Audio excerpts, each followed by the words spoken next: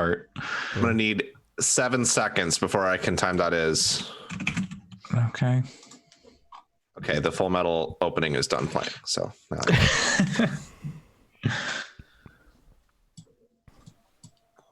Was that Brotherhood? yeah, I've not watched Brotherhood. It's good. it's very good. Hang on, I'm gonna stop and restart one more time. Okay, give me a time. 10. Yep. We're all here. Cool. Let's do this shit.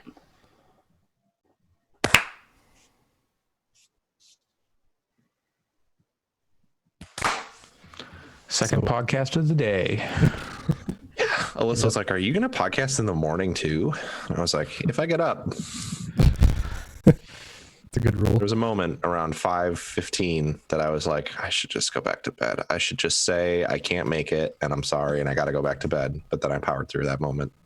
Hell yeah. And now I'm here. Now you're stronger for it. Totally lost what I was going to say. Never mind. Oh, you're robot-y again. Okay. I will remove Terminator then. Rip.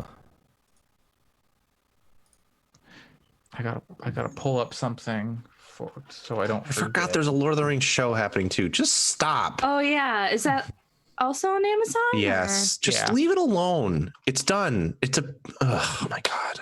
Why? Like- I'm sorry. It's like the only thing I feel that way about. Stop.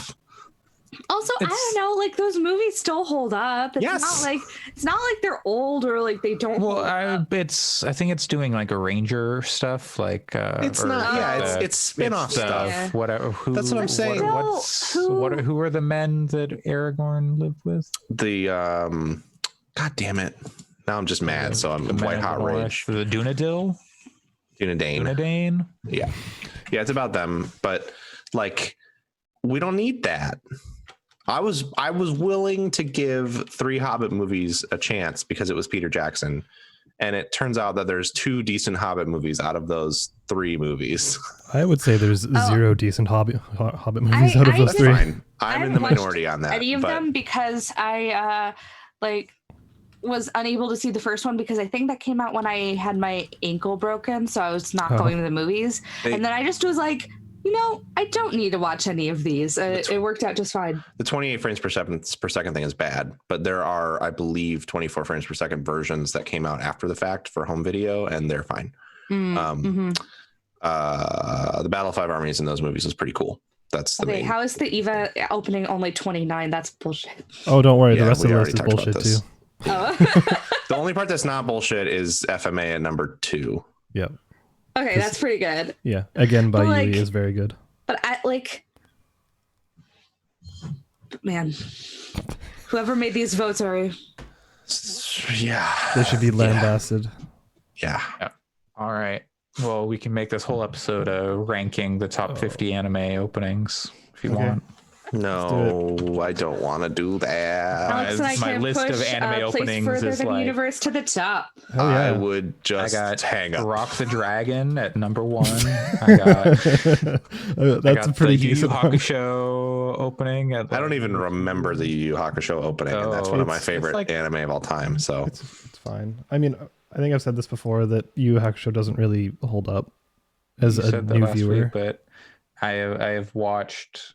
Having watched like clips, it's all tournament shit, which is like, silly, but that's the only thing I've seen. I just remember watching it on Toonami.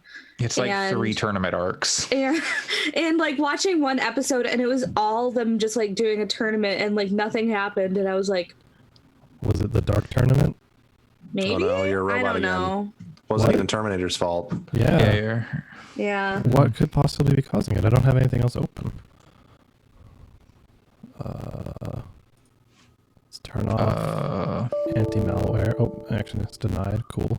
Let's turn off Dropbox. Did you plug in your RGB mouse pad? No, I did not. Alex is the most RGB gamer I know. Yep. I don't know. I have a lot of RGB stuff. I find RGB stuff obnoxious. RGB LT. Wow. No.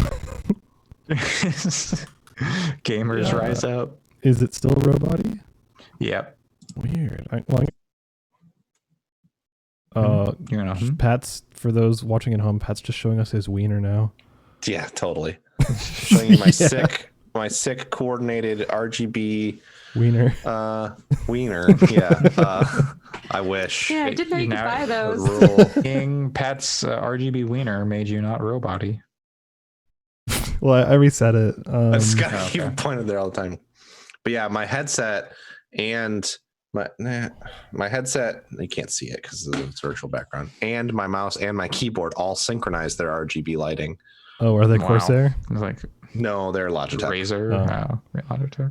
Logitech. And when I play Total War Warhammer, my keyboard has a preset profile for it, and whenever I win a battle, it flashes green to congratulate me for winning a battle. That's pretty good. If I go robot again, let me know. Okay, you're fine now. Yeah, it'll probably happen again. I think I can do more push-ups. That'll be the signal. Well, I wasn't watching. What was the signal? You get like a. Oh, okay, like a hula. Yeah, and then like a football pass. Okay. What does that have to? Okay. Because it's a thing that I would obviously never do in sequence. I'll just make my RGB wiener turn red. Okay. We'll let you know that you're a robot again. It's too bad we're too early in the podcast for titles. Don't worry, I already figured that out. You can always attach this to the end and the RGB wiener. All right. Yep. Is everybody ready? Sure, why not? Sam, I think I can do more push-ups than Joe Biden. Yeah, that's pretty stupid. I hope Joe Biden challenges someone to a push-up contest in the next 2 weeks and then has a heart attack and can't continue being. We are streaming, Andre. Die, but whatever. No one's watching. Maybe Erica's grandma. American politics, we're fucked. There is no way to unfuck the situation, by the way, so I don't even think that would help. Well, that's okay. Allison, did you get the news of the tweet that Pat read before you got here, which was, quote, symbolism behind Space Force flag is revealed as Trump touts the super duper missile? No. Oh my god. Yeah, that face is about right. Okay, well. Joe Biden would call it the Malarkey missile. Hi, I hate this. Yeah, me too. Welcome to hell. Yeah, that's what we're living in right now. Yeah. Do you want to start the show? I was about to. Hello, and welcome to hell. I mean, the Gaming Fix, episode 121 on May 16th, 2020. I'm your host, Andre Cole, aka your partner's favorite flip trick. I am joined today by Pat Cotter. Yeah, I got nothing. We're in hot hell. Off a Final Fantasy VII spoiler cast. Yeah, I burned my any cleverness I had in the Final Fantasy VII. I was gonna make a Final Fantasy VII reference, but then I was like, no, we just did the spoiler cast. That's boring. And then in my brain, different podcast. I'm a ragdoll Viking. Yeah, you are. That was the voice of Alex. I am a 360 pop shove it reverted into a varial kickflip into a double heel flip. Oh no! Wait! I'm an MC Twist. Oh, I used to think that McTwist? was I think. Well, is it a McTwist or is it an MC Twist? It's a McTwist. Because I used to call it a McTwist, and people were like, "Wow, you're stupid." It's not what it's called. If you were like a skateboarding rapper, you could go by MC Twist and skateboard through all your songs. I just got told I was an idiot when I was a child for calling it a McTwist because there's no way there'd be a skateboard trick called something that's stupid. Well, it was invented by Mr. McDonald. Oh, yeah, it's all making sense. McDonald's, yeah. Ba-da-ba-ba-ba, I'm loving it. Allison Saigan. Whereas I had that similar experience, but with AT-ATs or AT-ATs, and I feel like I've had it both ways where people have said, you call it that, and I'm like, I don't even know anymore. I would argue that Star Wars is a piece of fiction, and you can call them whatever the fuck you want, and that's true of Star Wars stuff in general. And don't they call them AT-ATs in the cinema? in the film. Yeah, Well, then a lot of people call them is. AT-ATs. Well, they're wrong because they're not in the movie. Yeah, and I called them AT-ATs, and it's like, it's AT-ATs. And then I said AT-ATs, and people were like, really? And I'm like, I don't even know anymore. It's fine. It's people shouldn't feel ashamed for the things they call. I think things it's AT-ATs. in Star Wars. Hot It take. is AT-ATs. AT-ATs, The only acceptable alteration is if you got a shirt with a picture of an AT-AT, but it's been turned into a cat. So it says cat. That's okay. I'm just going to call them the sniper tank. That's a different thing. It's not what they are. I know, it's the all-terrain armored transport, whatever. Sniper tank is such a stupid name, though. What is the sniper tank? I don't even remember anymore. I don't think that's a Star Wars thing. I think it is. Well, there's ATSTs, but that doesn't stand for sniper tank. That's all-terrain scout transport. The all-terrain attack pod, nicknamed the sniper tank. Oh. It's got a retractable third leg for stability, baby. Oh, yeah. Oh, my God. All right. Well, we're off to a ripping start on this one. You know what, Alex? For that, you're going to start us off. Oh, fantastic. How about you tell us about the media and games you've been consuming? Yeah, sure. This time I actually have a for real game that has more than like 20 minutes put into it, even though it's a game we've previously talked about. Whoa. Right? So Sniper tank in it? No, there's no retractable third leg so far as I recall. Dang. So I have put a bunch more hours into a game I talked about a few weeks ago, and that game is XCOM Chimera Squad. Ooh. So I don't know. Have any of y'all checked it out? No. We just lost Pat, so he's the only one who might have. I am intrigued, and I could see myself maybe picking it up, knowing that it's a bit more constrained than XCOM. Yeah, I kind XCOM of like 2 is nice, but I kind of like the idea that that there's more, characterization that's already in there. yes, a bit more Fire Emblem-y, giving it like actual stakes behind who people are and trying to keep them alive. Yeah, steaks and chicken breast. But did you guys play any of the more recent XCOMs, like Enemy Unknown, etc.? I only played very little of the first recent XCOM. I played like 3 missions of XCOM 2 and a few hours of XCOM 1. Yeah, fair enough.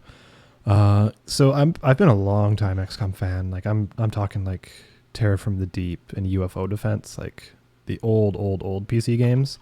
So that's for my own little personal history. I love Terror from the Deep. It's so good. And Enemy Unknown, when it came out, was a total revelation. Like it was just like, oh wow, they really modernized this in a great way. XCOM 2 I thought was really good, and War of the Chosen is excellent. So I was pretty hot on the more recent Firaxis XCOMs. So this kind of came out as a surprise drop, was it really positive. So yeah, I'm about 5 or 6 hours in now. From what I hear, it's about a 20-hour game. And the feelings I have so far is that it feels really good. Like in general, the XCOM combat, there we go. And like that general sense of strategy you get from XCOM games is 100% there, which is great for a $10 game. Like it still feels like similar to XCOM 2, I would say. Now 20, but it was available for 10. Probably will be again soon. Yep. Yeah, you're right. During the introductory period, it was half off. It adds some new mechanics, which is neat for a budget title, or like budget compared to the full price games. It has the breach mechanic, which at the start of a mission, you choose where your agents enter the battlefield, and when they go in, like it can have some effects, like you're going to surprise the enemies on the other side, or like depending who's first, they might get a buff, and who's last, they might get a debuff and stuff like that. So there's usually like multiple breach points, so you can kind of min-max those buffs however you want. Pretty neat. It's a good way to make it a little bit more dynamic. And like Allison, like you were saying, the fact that now that there's discrete characters who have their own personalities, and actually that part is pretty awesome. Because like Firaxis and their writers were finally able to flex their chops a bit, like with the character interactions and stuff. Like the dialogue is generally really good and like clever and funny. It has way more personality than any of the previous ones, I would say. Like, most of the personality from the old ones, in my opinion, came from like the commander, or like the commander and who I forget the dude's name who always says commander, but there's people at the base who aren't going out on missions and probably dying. Yeah, totally. Like your doctors and your engineers, etc. Like they do have personality, and I would say that in general, like the personality in Chimera Squad is pretty fantastic. Like the humor they have is good, and like some of the kind of interstitial writing they have is pretty excellent. The setting is really cool. The fact that you're in a city, like you're confined to one city, like 30 years or something after the war. I can't remember. It's a significant amount of time after the war has ended. So now you have folks from every faction just kind of living together in relative peace. Obviously not exactly, but it's a really interesting setting. But all of that being said, I was struggling with it after a few hours. Like just like I didn't know if I wanted to continue, and that's purely a pacing problem. So the reason is, so something I love in the old XCOMs and like every old XCOM from UFO Defense all the way up to War of the Chosen is the opening moves, where you can kind of set up your squad like wherever you want, and like you can kind of see where the edges of the enemies will be, or sometimes you have hidden enemies, which is also cool. But the idea is like you can set up your own synchronized ambush wherever you want, you know? Like you're making the opening chess moves, and then when you're ready, you hit the button that's like, okay, let's pop this off, and then you're in a battle. So like you kind of set your own pace, and then those games also have different kind of mission objectives, which could really make it more dynamic. So I would say XCOM 2's where you had to like diffuse stuff within a certain amount of turns was maybe the worst, but you know, sometimes you're destroying something, sometimes you're extracting someone, some you're like, you know, like they're all different. Sometimes the enemy's on the offensive towards you, sometimes you're sneaking up and going up on them. You know, it was very dynamic, as mentioned. But with this, every single round starts with a breach. So there's never an opportunity for those opening moments of just like setting up that big old ambush. Yeah, everyone is a breach. Everyone is immediately in combat. Everyone, you always know where every enemy is right from the start. So there's no surprises. But isn't a breach a big old ambush? Yeah, but you're not really setting it up. Like you don't have that much control over it. And like, it's just kind of the same thing every time. So 2 hours in, I was like, this was fun the first 2 or 3 times, but now the 10th or 11th time, it's exactly the same. So I was kind of bummed on it. So I kind of stepped away from it for a couple days and came back.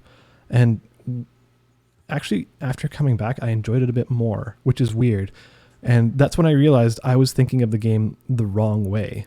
I was thinking of it like a standard normal XCOM game, but you kind of have to recontextualize it as a more casual game. Like it's kind of the game you sit down with for 20 minutes or 30 minutes rather than like, you know, binging. And yeah, like if you really want a really quick strategy fix, you can just go in there for 30 minutes, 45 minutes and be good. And is then that our new podcast? Strategy fix? Hell yeah. Yeah. So yeah, coming back to it as like a bite-sized XCOM, I think it's actually really good for that. But I think if you're going to go into it, have that in mind. Like, don't think of it like a full-ass XCOM. Yeah. So that's basically where I fell on it. I'm going to continue with it. Probably not be touching it like 24/7, but yeah, come back with it in 30-minute chunks. All right. Sounds good. You saying all that makes me definitely interested in checking it out. The more I hear about it, the more I'm like, maybe I should give it a try. It's not good. Super expensive, so yeah, it's fun. If you like strategy games, it's a pretty easy recommendation. And if you like sexy snakes, then also a pretty easy recommendation. Oh well, before I was like, but sexy snakes. Well, now I'm in. Come for the strategy. Right after I finish Anime Standing. Yeah, it's good.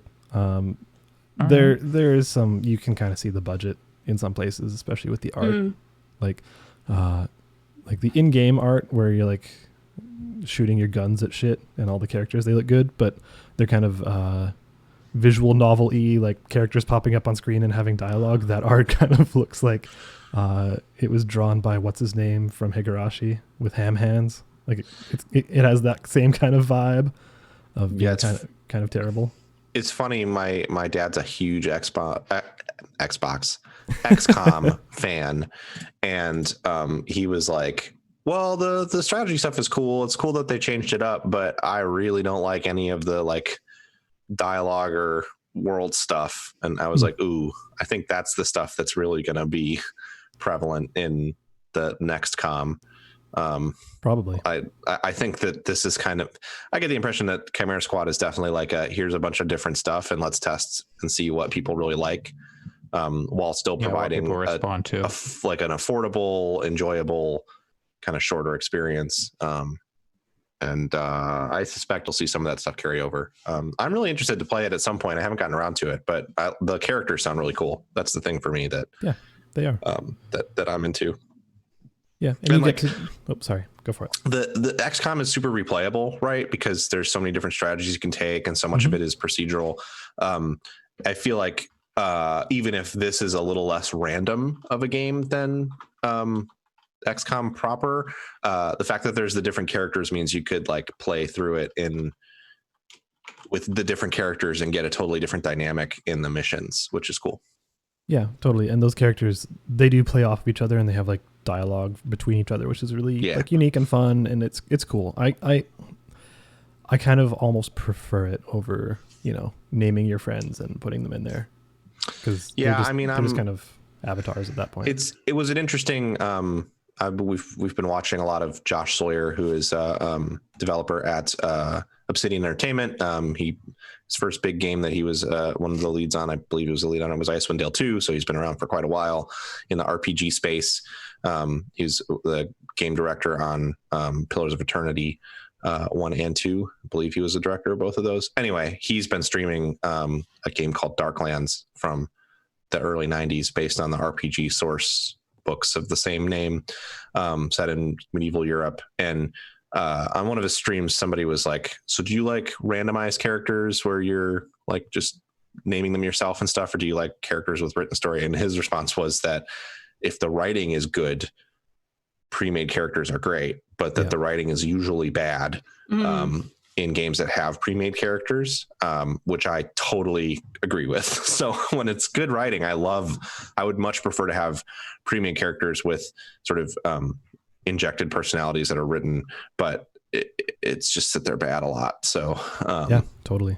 Yeah. But it sounds like this, like, I know the Waypoint crew was pretty hot on the writing and dialogue in this game, which they're pretty critical and have pretty high standards for that kind of stuff. So between you saying that, and I know you do too. Yeah. That's encouraging. Yeah. So that's XCOM Chimera Squad. Can recommend. Great. The other thing that I finished, what we've been talking about for like a month, and then briefly in like last year or something, is Legend of the Galactic Heroes, the very long anime that started in the 80s and ended in the 90s, and like mid 80s and late 90s. So it took 10 years for them to finish it. But like not consistently putting it out like as like a weekly thing. It was like they released season per year or something, or I guess it was all one season, but yeah, it's all one season. They kind of released it like every 2 or 3 years as basically almost like direct to DVD, well, VHS kind of collections. Okay. I don't think it was ever just airing on TV. So far as I'm aware, but yeah. Legend of the Galactic Heroes, I have finished all 110 episodes of the core series. Something that surprised me was after all of that, I felt like it could have even been longer, honestly. Like, I think I mentioned before that something I was worried about was pacing. Like maybe it would be really slow and boring because it's a long anime and it's like one story that whole way through. But no, the pacing is fast throughout, and it's really strong. It has lots of twists and turns, like really great characters. The like contextual universe they built is awesome. like I honestly don't have much criticism of the show, like apart from like some super minor nitpicks that don't really matter. Basically, like if you want Star Wars with way better writing, deep political intrigue, and like this overarching story that seems like it might have inspired George R.R. Martin, you should probably watch that show. I don't know if I want that. No, I'm saying it might have inspired. It's not. It's better than his writing. Okay. Yeah, like it's really good. Like that, they're not afraid to kill super major characters, like the ones with frontline billing on the posters. So it's really interesting in that way. It's really good. I'm considering watching the movies and the side series now, but maybe not right now. I think I watched like, I don't know, the first 100 episodes or something like that a long time ago, so I don't remember a lot of the plot beats, but I remember it being very high quality. And the only thing, we talked about this briefly in the Final Fantasy VII spoiler cast, is it felt to me like there was, in the same way that Game of Thrones does it, that there were moments where it was like, these major characters are dying because no one is safe. And I was very much like, okay, I get it. Yes, that's real rough. But it's been so long that I don't know how I would approach it and like how I would respond to it now. But I remember that was the one thing I didn't like about it at the time, was like, you don't have to kill characters just to prove to me that you're willing to kill characters. And that was something that I didn't like about Game of Thrones also. That's kind of why I was like, I don't know if I need that, because I generally don't like that as a thing in fiction. But looking back, I think I probably just was also, it was a long time ago that I watched it too. And that it's probably more sound narratively than I remember. Yeah, I would say it's worth rewatching then, because the way they kill like some of the main characters and the impact that has for the rest of the show feels like they wrote the ending first and then worked backwards and then connected all the ties, rather than it seeming kind of random. Like that's always kind of how I saw Game of Thrones. It's like kind of like how Lost felt like it was writing its plot episode by episode and then trying to tie the ties just like to make some sort of logical consistency. Like that's also kind of how I've seen Game of Thrones. I haven't watched Game of Thrones. I don't really care about it. I've tried to watch it, didn't like it. But Legend of the Galactic Heroes, it feels like one of the major character deaths in like episode 20 or 30 or somewhere in that range happens, and then it gets referenced for the next 70 episodes. Like not directly like every episode. It's just like, oh shit, if that guy was here, like this was the impetus for all of this other stuff kicking off, and like that becomes its own major arc. Like it feels like character deaths actually have total meaning, and that they were like very deliberate parts of this story that felt really natural. So yeah, that's good. Yeah. So like I agree with where you're coming from in terms of how other series have done it, but I think this one handles it really, really strongly. Yeah, I think there's just anytime, I'm not arguing with you either because I haven't watched it recently, so I don't have the same context, but anytime someone sells something to me as none of the characters are safe, I'm less so with you because I have a lot of respect for where you're coming from with those kinds of statements. But for the most part, when I hear that from people, I kind of go like, nope, don't care. Not interested. I wouldn't say that's a selling point. Like I feel like when people say that with Game of Thrones, they're like, oh, check out how edgy this is. Exactly. Or check out like how shocking. That's what I'm getting at. Like exactly. Red Wedding, nobody's safe. Like it's less like actual, interesting character. Even though I liked a lot of Game of Thrones. Sure. And it's fine if people like Game of Thrones. I'm not saying you should like what you like. I'm not saying that people shouldn't like Game of Thrones. But I remember the selling point for the, like, right. I watched the first season and thought the first season was good. And the character death that happens at the end of the first season is very much a, like, this makes sense. This is like it narratively makes a lot impactful.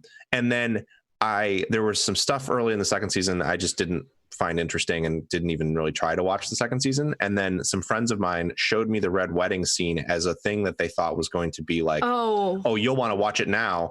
And I was like, this sucks. Really. This is bad. This is stupid. This is all just shock value, like kill your favorites so that you get angry at the show. This is like, are you hate watching this at this point? And they were all kind of like, well, yeah. And I'm like, okay, I have better people things to do with certainly my got time. there. I stopped watching quite a few multiple seasons before the end because it wasn't good anymore, I thought. And then the last season was like actively terrible. But I think part of it too is I remember when one of my favorite shows is the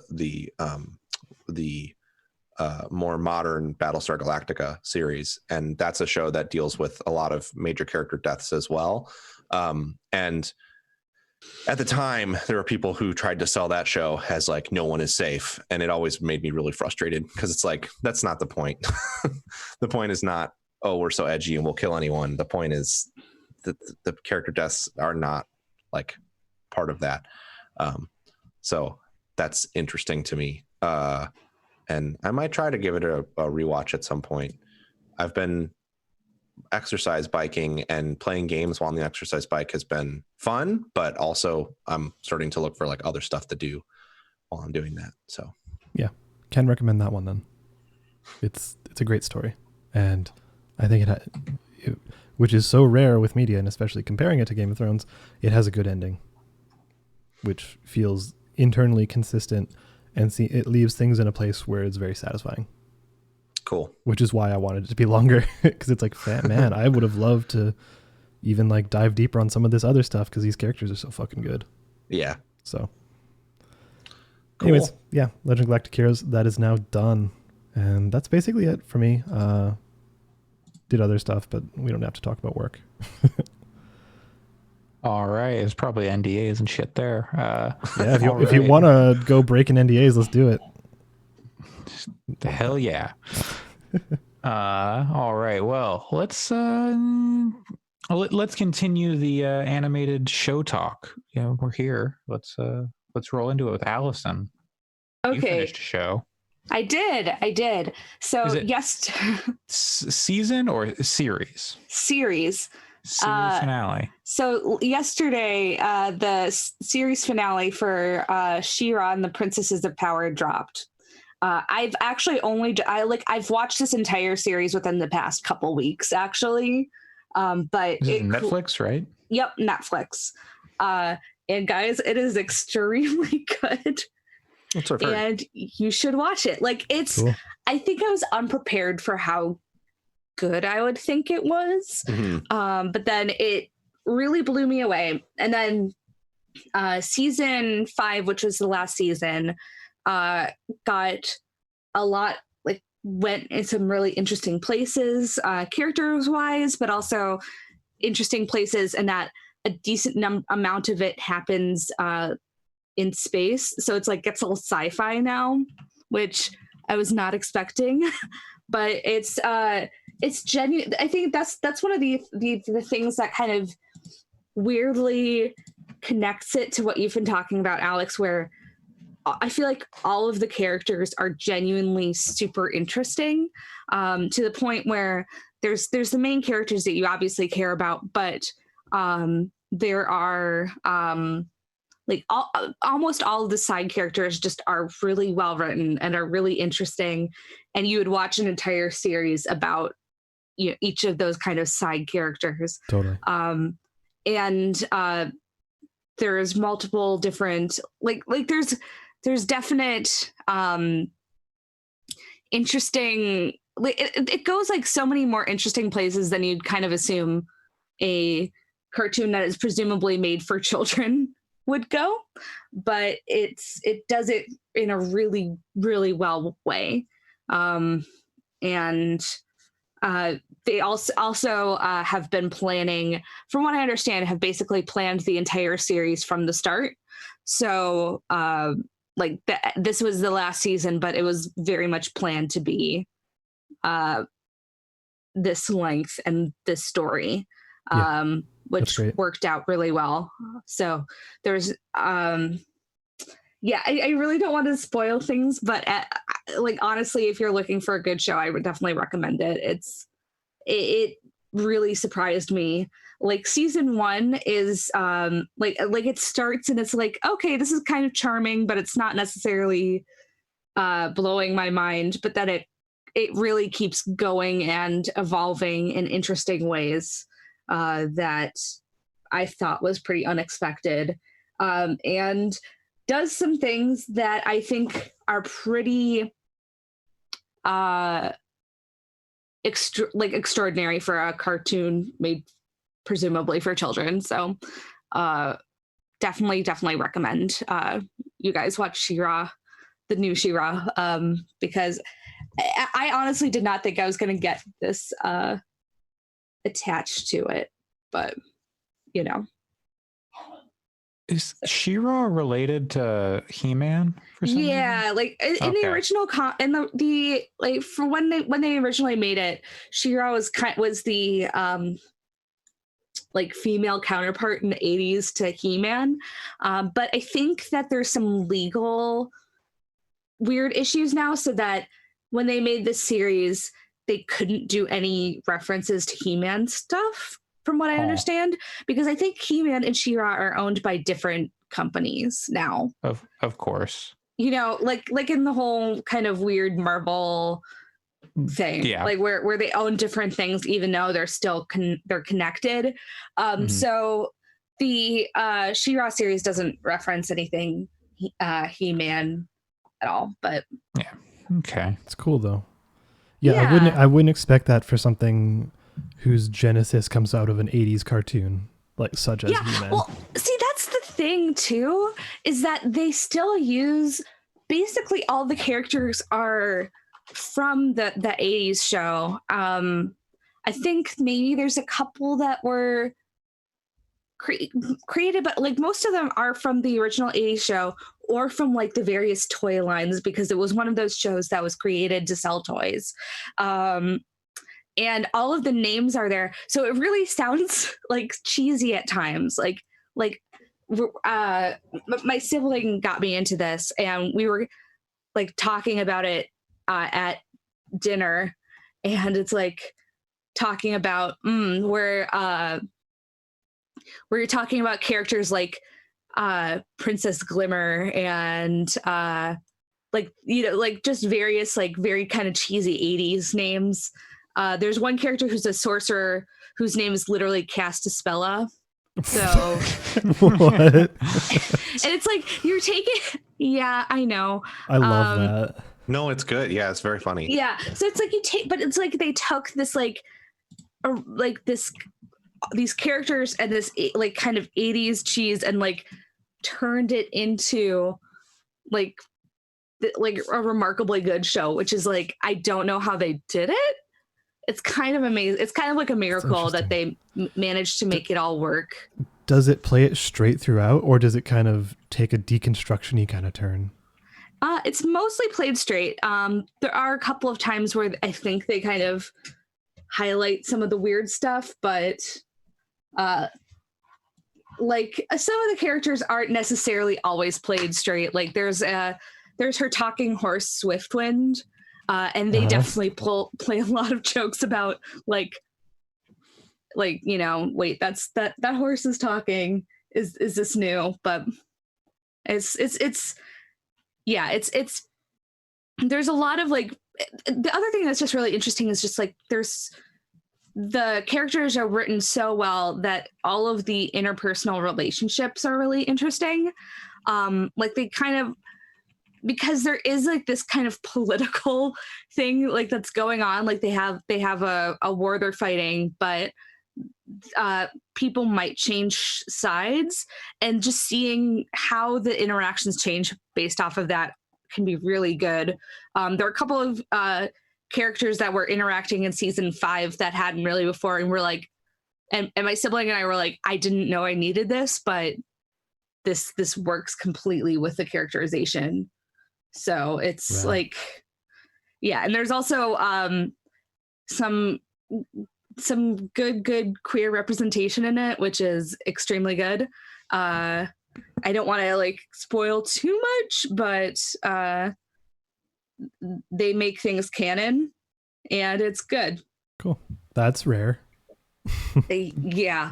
I I might have to like share with anybody who doesn't mind spoilers after the cast, because I'm just still like kind of buzzing about it. But it's like it's also just like super nuanced in certain ways. So I'm like, yeah, it's very good. I feel like I keep saying that, but it's very good, and I totally recommend it.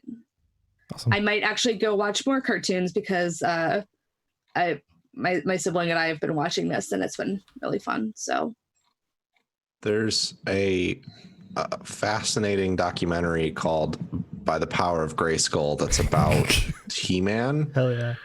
And like the toy line, and kind of speaks to the stuff you were talking about, how like originally this stuff was made to sell toys. Right. And there's a great line in it that I can't remember, but like it's like the creator is like they were the reason that He-Man has like a green cat as his like mount is because they were already making that toy for a different line. So they just used green plastic instead. Wow. And the creator in the documentary, the creator is like, I don't know, put him on a fucking tiger. And it's very funny. I will also warn people, if you're trying to find that clip, do not search He-Man fucking tiger, because you're going to get some stuff that you don't want to. Well, I'm presuming you don't want to. I didn't want to see. I really don't want to see that. I'm sorry. Fucking tiger. Oh God, Alex, you Images. would do it on Bing. I didn't go into images because the web results were enough to make me go, There's nothing that crazy here. Oh. Okay. Okay. What? Okay. That's not something you would normally have on a saddle. I think we can move on. Well, you also played a game, Allison. I did. I also played a game, which is We've got a bit of a theme on this episode. Yeah. If you spoilers, if you don't look at the timestamps, you're gonna get a bunch of similar games right now.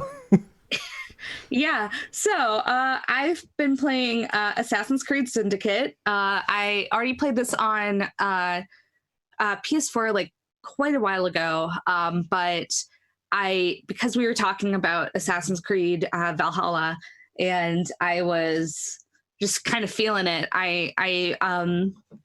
Syndicate was still on sale on Steam, and it was, I think, like $9. So I decided to pick it up again and have been playing it. And guys, that is a good game. Yeah, it is. So a lot of people it's kind of like the last hurrah for the original kind of style of Assassin's Creed before they moved to more open worldy type things in Origins and Odyssey. But I really kind of perfects that formula in a really interesting way. Yeah. Where it's kind of like weirdly just kind of takes the Assassin's Creed formula and it's like, okay, how are we going to make this the exact kind of perfect Assassin's Creed game? So it's been really fun to revisit. I actively really like both of the main characters, Jacob and Evie. They're both really fun. And I don't remember if other Assassin's Creed games have this, but you can launch a zip line, and that makes that's like a game changer for exploration. That was exclusive to that's part of that was like the biggest new feature, if I recall, was the zipline traversal stuff. Yeah, that's what I thought, but I couldn't remember it in any other games. But guys, it is like night and day. Like, so nice to have to have something like that, so you can you don't necessarily need to go, okay, I'm at the top of a large building, there's another large building over there, but there's not a lot of like stuff in between. It allows for a lot more interesting kind of exploration, and for some large, like, you don't need to create certain landmarks or certain things. I think it works really well. I think one of the reasons it's so important is because the like, if you go back through the series, Assassin's Creed 1, 2, Brotherhood, and Revelations were all based in fairly ancient cities that have very narrow streets. So you could have like poke like a thing out on either building, and then it made sense that a very acrobatic assassin could jump across a street, like could jump from one building to the other. Whereas and then like that continued into Assassin's Creed 3, which had a lot of tree stuff. The tree stuff in 3 was actually pretty cool. Yeah, and I've actually been thinking about going back and playing that remaster on PC, because I think if it was better performance, I would have a lot better time with that game. I do have pretty fond memories of some of the tree stuff, so I get it. And 3 is just to jump in, 3 is a bad game, but the traversal was not the reason it was bad. Yeah. AC4, moves to a lot of the boat stuff, and there's still more tree stuff in it and stuff. So like Syndicate, though, was sort of the first one that was dealing with closer to modern environment. So they had to come up with a way to make it so you could cross these streets that are designed for like carriages and stuff. Right. And I think that it works. And that's kind of one of the things that I really like so much about Syndicate is the environment feels so good to traverse around it. I really enjoy, like, that's one of the things I like best about the Assassin's Creed series is just the kind of exploring around in an interesting environment, historical period. Like, I think we were talking about this, how there's not really other series that are doing kind of similar, where you're like, let's explore around this new place, an interesting time frame. So I've always really liked that, especially even in like Assassin's Creed 2 and Brotherhood. But Syndicate's London feels just so good to go around, and it's so it feels very like it feels like just like a really great environment. So I just really love that game. I haven't gotten too far. I'm a few hours in, I think, because I got the grappling hook zip line, and it's opening up more, but it's I think genuinely like a really great game. So even if I feel like a lot of people maybe didn't play it or kind of discounted it because Assassin's Creed was still doing the, hey, we're going to be a yearly release title, which is kind of like, did anybody really need that? The one Unity before it was burned a lot of goodwill. Which is unfortunate, because Unity's actually a pretty fun game now after they fixed all the technical stuff. Like it's a pretty cool. But nobody remembers that, especially with the yearly release games. Yeah, when they fix them, right. And so but yes, that's part of, I think, why Syndicate was such a and remember, Syndicate got announced. Well, it didn't get announced. It got leaked. Syndicate, that was the one that Schreier leaked the existence of Syndicate, leaked the photos from it. And then people flipped out because they were like, well, Unity's still broken. How can they be working on another one? Then it was this whole shitstorm of how Ubisoft works? Every person at Ubisoft should be fixing Unity. And it's like, that's not how video games work. They don't make Unity, damn it. And they did fix Unity over time. It's just, it took until Syndicate came out. Yeah. I'm sorry, that joke was terrible. But yeah, no, I think it got kind of laid at the weight, like a lot. It's kind of forgotten, which is kind of a shame, because if somebody asked me, hey, what Assassin's Creed game before Origins would you recommend? I would probably still talk about Syndicate. Yeah. Not even just because it's the most recent, but I think that it kind of figures that formula out kind of perfectly. So yeah, I think if you're someone if anyone said, I've played all of them except for the most recent two, and I think if you're someone who's like, wow, there's 15 Assassin's Creed games, I don't know what to do, I want to play one of the ones before Origin, what should I play? I would definitely point you to Syndicate, which is saying something, because I think Brotherhood is a phenomenal game. Yeah, I have a lot of really good kind of nostalgic feeling for the whole 2 series. Yeah, but I think Syndicate still refines that stuff to such a fine point that it's definitely the one to play if you either played Brotherhood and liked it and want to play another one like that, or if you're new to the series and want to touch something from before Origins. So it's a great game. Yeah, so I've been having a lot of fun revisiting it, and recommend other people check it out too if that's something they're interested in, especially if you're whenever there's another Steam sale, you can get it for pretty not too much money. I think too, you can get it on Epic pretty cheap right now too. It was like $8 or something.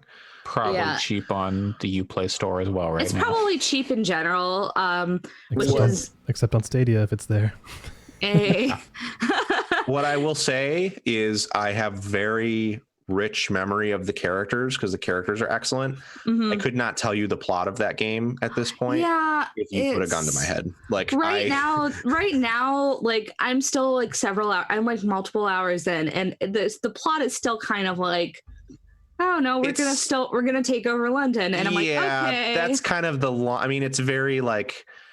It's very much a game about style and character arc over actual storyline. So you should, if you do play it, I still think you should play it because mechanically it's so fun and there's so much to do and the world is so rich and the characters are so good. So all along you're still getting pretty good writing that is like fun, but the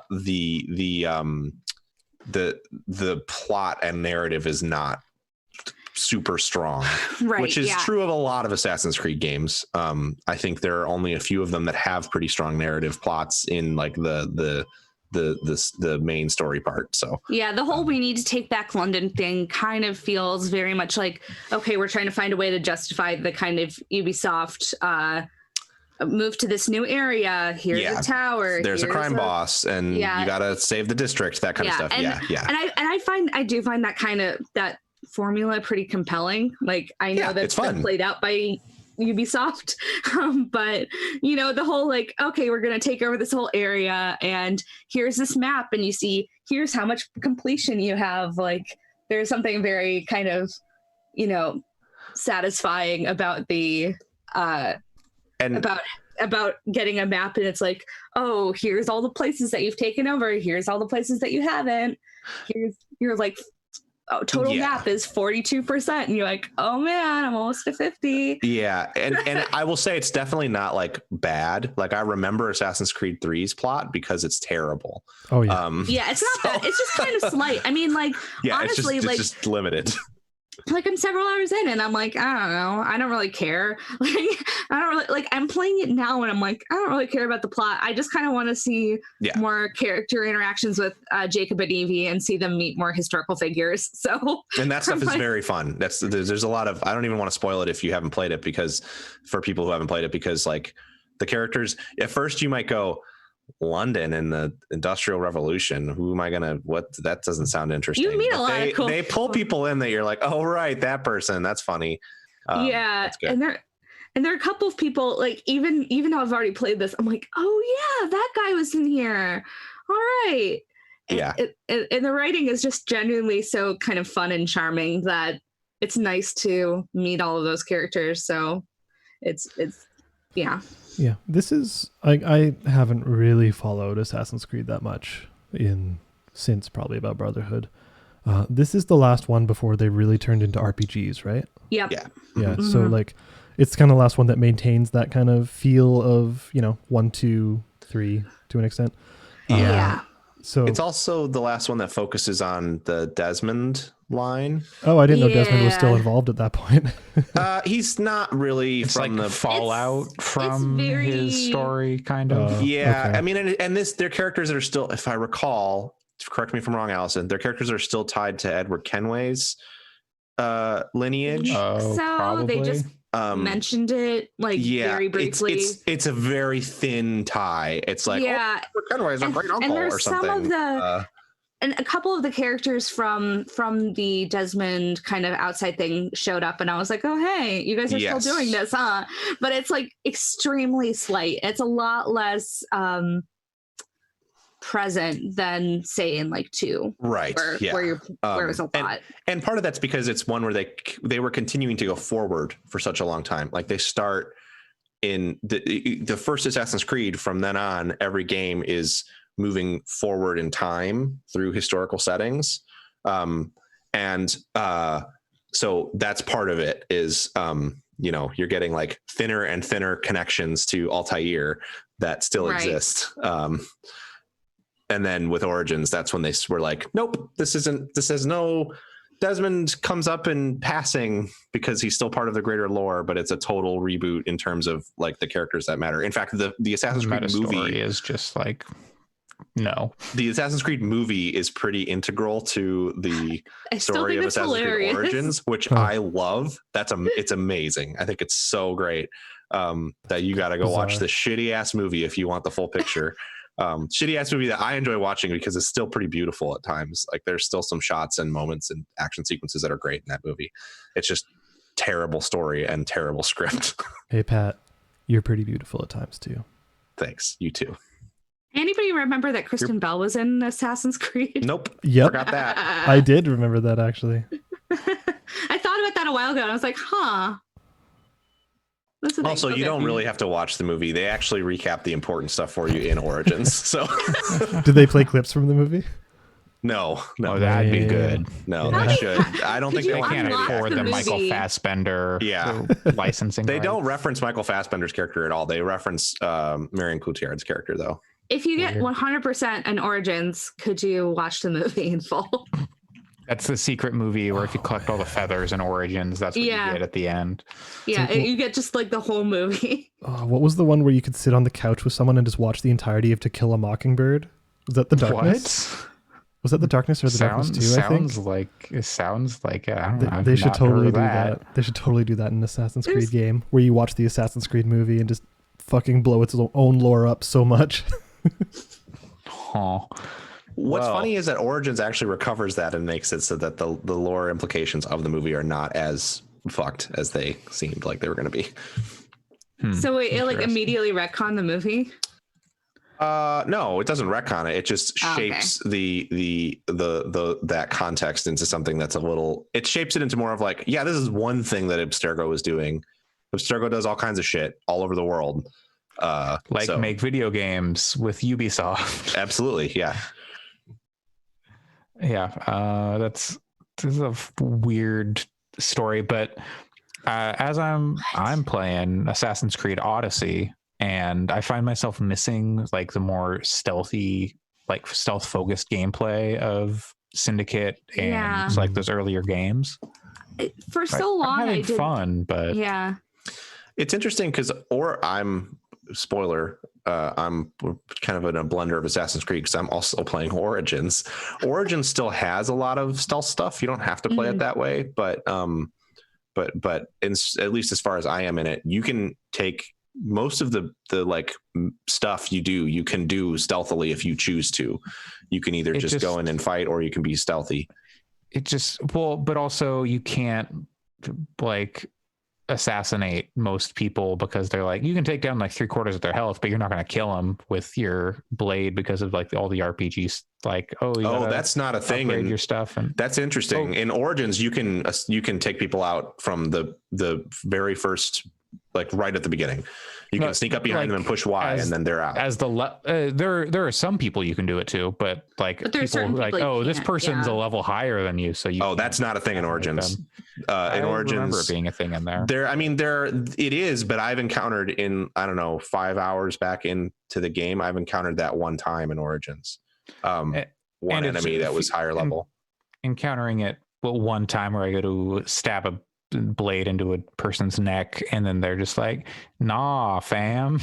But in Origins that doesn't feel great. Where I'm at in Origins, you don't even have a blade yet. It's when you assassinate people, you're like just like knocking them out basically. He's not even killing them.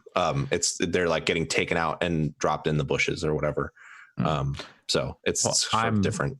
Well, in Assassin's Creed Odyssey, I'm throwing a magic spear into people's necks from like 20 feet away and then teleporting to them.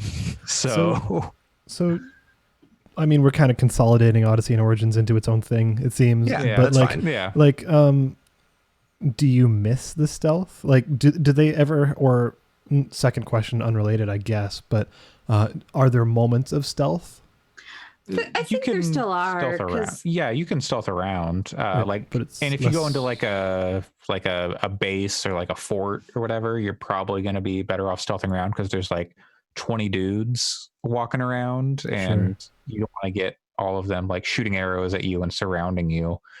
But and I think part of it's because the way the world is set up now, since it's so much more open, and like it's a lot of like, oh, here's a little city or like a little like village, and then here's another little village a ways away, but in between there's like bandits and stuff. And so I'm like, oh, I'm riding my horse, and then oh, there's some bandits, and I just like want to like run around on some rooftops, but there's not a lot of rooftops to run around on. Yeah, there's definitely not a lot of rooftops to run around on in Origins, the place that I'm in. I know that you go to Alexandria, and I'm pretty sure Alexandria is more of a like Assassin's Creed city that has a little bit more of that rooftop stuff. Yeah, I'm sure once I get to like Athens, it'll be like that. One of the big changes with the Origins Odyssey thing that makes it less roof running aroundy is in the older Assassin's Creed games, you had to find handholds to move between, really. Right. Like it was very much like you can't climb this thing. This thing is not climbable because it's a sheer face that doesn't have any. You can't climb it in this spot.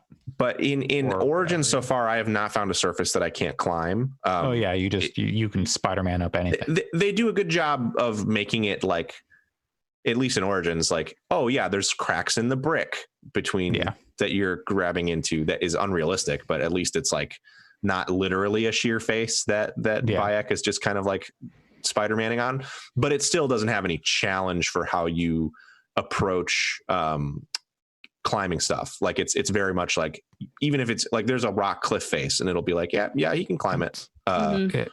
It's like these characters are just covered in baby oil and have no friction, and they can just slide up anything, any obstacle that comes in their path. My point with the saying is like cracks in the brick. It doesn't look stupid. It looks like, I don't know, maybe in Odyssey it gets kind of silly, but in Origins it looks believable for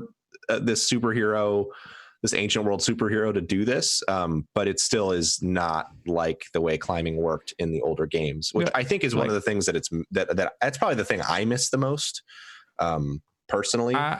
I don't mind like the being able to climb up anything. It's because it's nice to just be able to get in, especially because the world is so big. Exactly. That's what I was going to follow that up with. Is I think I don't think they should go back to that, because with the format of these games, it would be very tedious to have to try to find the correct spot to climb. Yeah.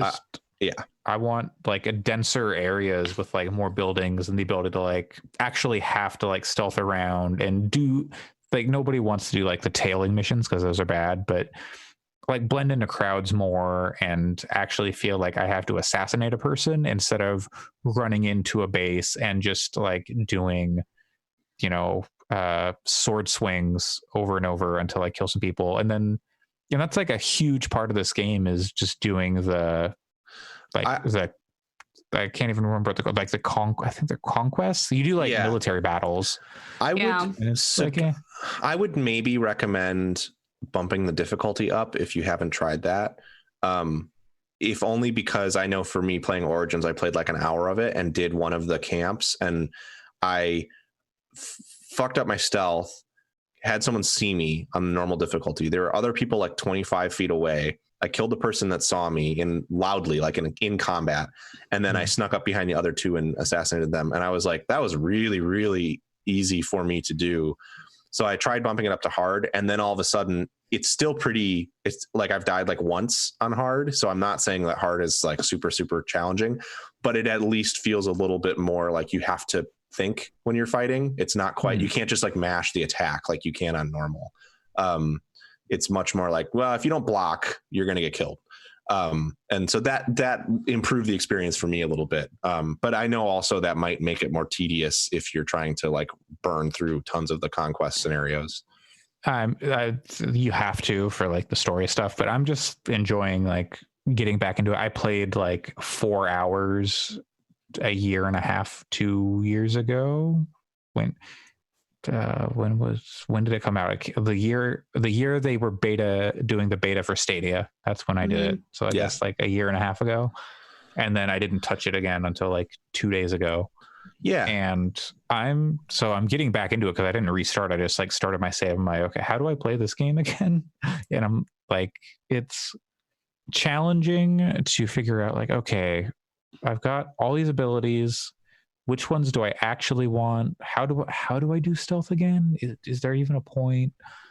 But I'm enjoying the world a whole lot. Yeah. Like Greece is like beautiful in this game, and now I'm like looking at like, okay, how much would it cost to do like a chartered trip around the Mediterranean on like boat? That'd be real great.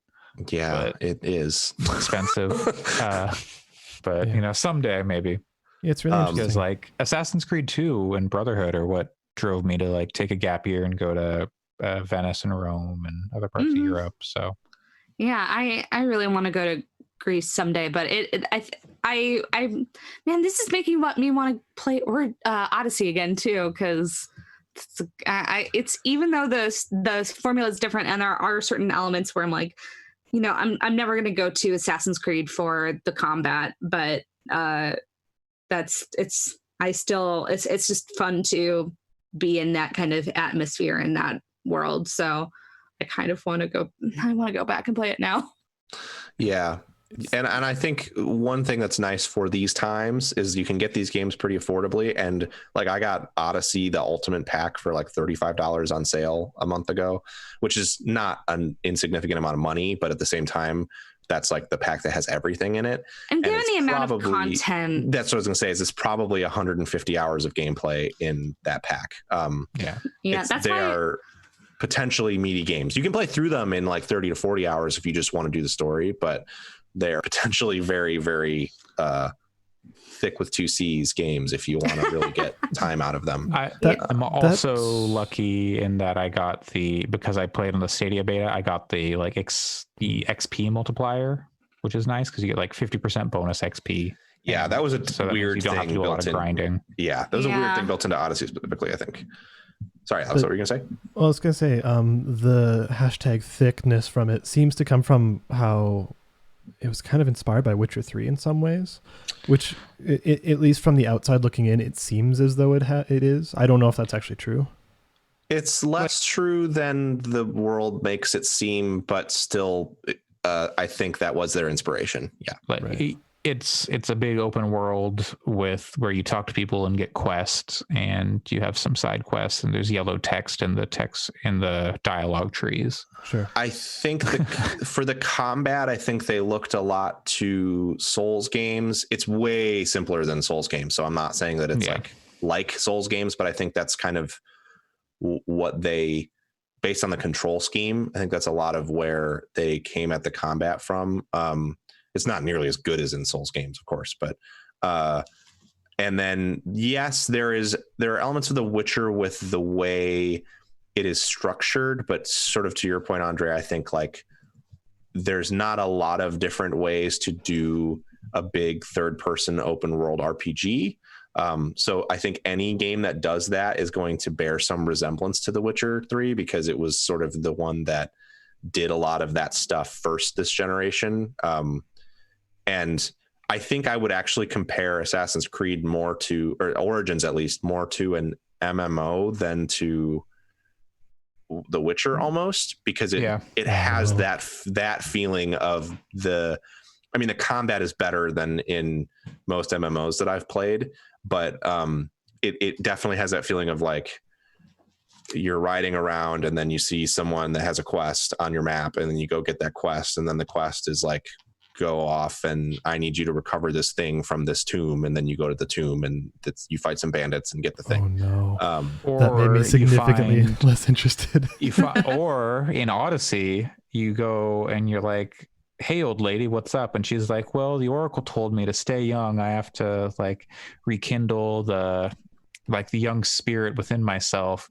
And so I need you to go get some bear scrotum and deer tongue so I can make an elixir for my husband so he can fuck me better. All right, I'm back in. So, and you can flirt with the old lady, regardless of their gender or regardless of your character's gender. And boy. Not that I don't think you would necessarily like these games that much, Alex, but I will say I don't think you have to play them at all like you play an MMO. Like, you're not going into town necessarily picking up 10 quests and then going out and doing them all and then coming back. Yeah. You kind of can do that, but it is much more like you're getting a quest and you're doing it, and it's not like kill 10 boars or anything. And I think you can totally bandits. You can not engage with that stuff and just focus on playing the main story stuff if you want to, and then it feels more like a narrative RPG, I think. But I guess what I'm getting at is, as much as I like Origins, and I'm excited for Valhalla because I like this formula a lot. The thing with The Witcher is like every side quest practically is like you're getting some rich story about a person or a town or like the history of a ruin or something like that. Like the Witcher 3 is a very high bar, in my opinion anyway. And so I think, yes, there's structural comparisons that you can make, but I haven't seen anything that's not true. The opening narrative beats of Origins are really fucking good and definitely on par with some of the stuff that's present in The Witcher. But on the whole, I don't think that it's necessarily like on that level of quality from a writing and narrative perspective. Sure. Sure. So I will say the opening of Origins is one of the roughest things I have seen in a video game, and provides motivation for that character beyond anything I've encountered in a Ubisoft style game before, at least. It is really, really intense, and actually, like, if you have kids, worth a content warning, I think, in the sense that I almost think they should have put one on the beginning of that game, because holy shit, it's rough. Yeah, they really went for it at with the beginning of Origins. It's well done too. So I think it's good, but it's one of my friends who has kids who started playing it, and I was like, hey, you need to know this is a thing that happens very early in this game, and it's hard to watch. Yeah. But I think I can't remember. I remember having problems with the way they handled some of like the freedom they give you with like in terms of choices in Origins, and Odyssey has a similar problem where I'm just like, I don't know how I feel about all these choices I'm making. And you're playing as a mercenary in Odyssey, and you can play both sides of a conflict of the war between the Athenians and the Spartans. That's the Peloponnesian War. There's no reason, like, you can basically, your choices can be, I want to play this side because they're going to attack in like the conquest or whatever, and I'll get more rewards, or I can play the other side and I can defend and it'll be easier. And maybe the story stuff gets more interesting as you do that, but it is a bit of a letdown that the story choices seem so shallow. Yeah, I think that's kind of a, it gets to that, like, it's not The Witcher. Like that's the thing, is it's not like when you make choices in The Witcher, The Witcher is the kind of game that for me, when I played The Witcher 3, I had to put the controller down and like stare at a dialogue option for 5 minutes before I could make a decision as to what I was going to say. This is not that kind of game. It's pretty shallow in that respect, but and I will say, feels so like old fashioned with the way it does that stuff.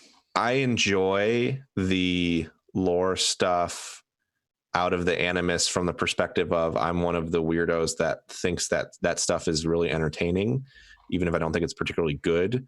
The writing for the character that you play as out of the Animus in Origins is not good, like aggressively not good. Like she's like, rad, I'm hella stoked to be here in this cave. And you're just like, no. Like, perfect. Abstergo knows that I'm a rebel. I have always been one and I always will be. And it's like, oh boy. There's very good representation happening here, but at the same time, and it's clearly a talented voice actress, but the script they gave you is not good. So I would say that some of that stuff in general, I think these games are like really interesting, diverse open worlds in terms of the environments they portray, and they're very pretty and they're fun to move through. And I think the combat is fun enough that it's like enjoyable to play through them. So I don't think it's like a huge condemnation that some of the writing and story stuff is not the best. No, definitely. But it is just when people compare it to The Witcher, I'm like, there's I'm I have the same, like we had a conversation because Sam was playing a little bit of it, and we had a conversation where he was kind of talking about how like, well, it's just The Witcher but in Greece, and I'm just like, it's missing the core parts of The Witcher that make The Witcher though. But I think on a surface level, if you haven't sat with the characters in The Witcher for the amount of time that I have, at least, I think that maybe it's easier on the surface to see it as The Witcher, but in Greece. So yeah, sure, yeah. Again, that's outside looking in, but right. I'm sure when the moment to moment must be much different. Right. I will say, I think the combat in Origins and Odyssey is as good as it is in The Witcher. I mean, The Witcher has pretty boring combat, in my opinion. I don't know if I can block, parry. I haven't figured out if there's a button for that. I can. There definitely isn't. In Origins, it's left bumper. You block and parry with left bumper. That pulls up my my like combat skills, and I've got like a charge thing and like my Leonidas spear and then like a kick. I would hope you can block. Maybe the combat changed a lot in Odyssey. In Origins, I would say if I hit square on the PlayStation controller, I dodge, and then if I dodge at the right time, I get like slow down, and I can be like, but no block. But maybe I forgot in the year and a half since I played it. It's also just possible the combat changed from Origins to Odyssey in a way that I didn't recognize or didn't know about. In Origins, I would say the combat is pretty. It gets pretty like, okay, there's 3 guys. I got to make sure I'm blocking the right one, and then dodging, and if I use a spear, I have a sweeping attack, I can hit more of them, but it won't do as much damage versus if I switch to my sword, I can kill one faster. So I think the combat's pretty decent in Origins compared to something like The Witcher, because I think that's probably the weakest part of The Witcher 3. Well, I think that'll do it for our Assassin's Creed discussion. Yeah. But you've got some more games, Pat. Yeah, my other ones are fairly quick. I haven't spent a ton of time with one of them, and the other one I just wanted to mention something silly. So I'll get out of the way. I've been playing some Total War Warhammer 2. That's a game I played tons and tons of Shogun Total War and the medieval Total War games and the Rome Total War games. So I have a lot of background in Total War. I didn't play that much Empire or Napoleon, and I have a background in liking Warhammer, but Total War Warhammer has always kind of been a thing that I want to play and like way more than I do, or I want to play more than I do. I like it a lot, but it's so complicated because you're taking an already complex war game in Total War and then adding like, by the way, this race has this faction has like a phoenix, and this faction has like plague ghouls that do this effect. So it can be kind of daunting. But I'm finally at a point now where I have all the basic mechanics. They also totally changed the way the whole game is structured with the first Total War Warhammer. And so there was a lot of relearning to be done. But I finally have all those basic changes to the mechanics so second nature at this point, after dozens of hours with the 2 games, that I'm feeling comfortable with it. So like, I'll run through this quickly, but basically like the structure of those games in terms of how you pick a faction is there are different factions. So in Total War Warhammer, it's like you have dwarves and you have elves and you have humans and you have vampire courts or whatever. There's all these different factions. Within each faction, there are several legendary lords is what they're called. Then there's dozens of them. Each of them has a different they have the same basic units as other legendary lords in their faction, but they all play differently. They all have different strategies. This character might focus on court intrigue. This character might have campaign movement bonuses and have the ability to teleport across the map or something. Like they're pretty significant differences to more than just numbers. So that's where a lot of their DLC is positioned, is to introduce more of these legendary lords with a couple of bigger factional packs. So they have a new DLC coming out called the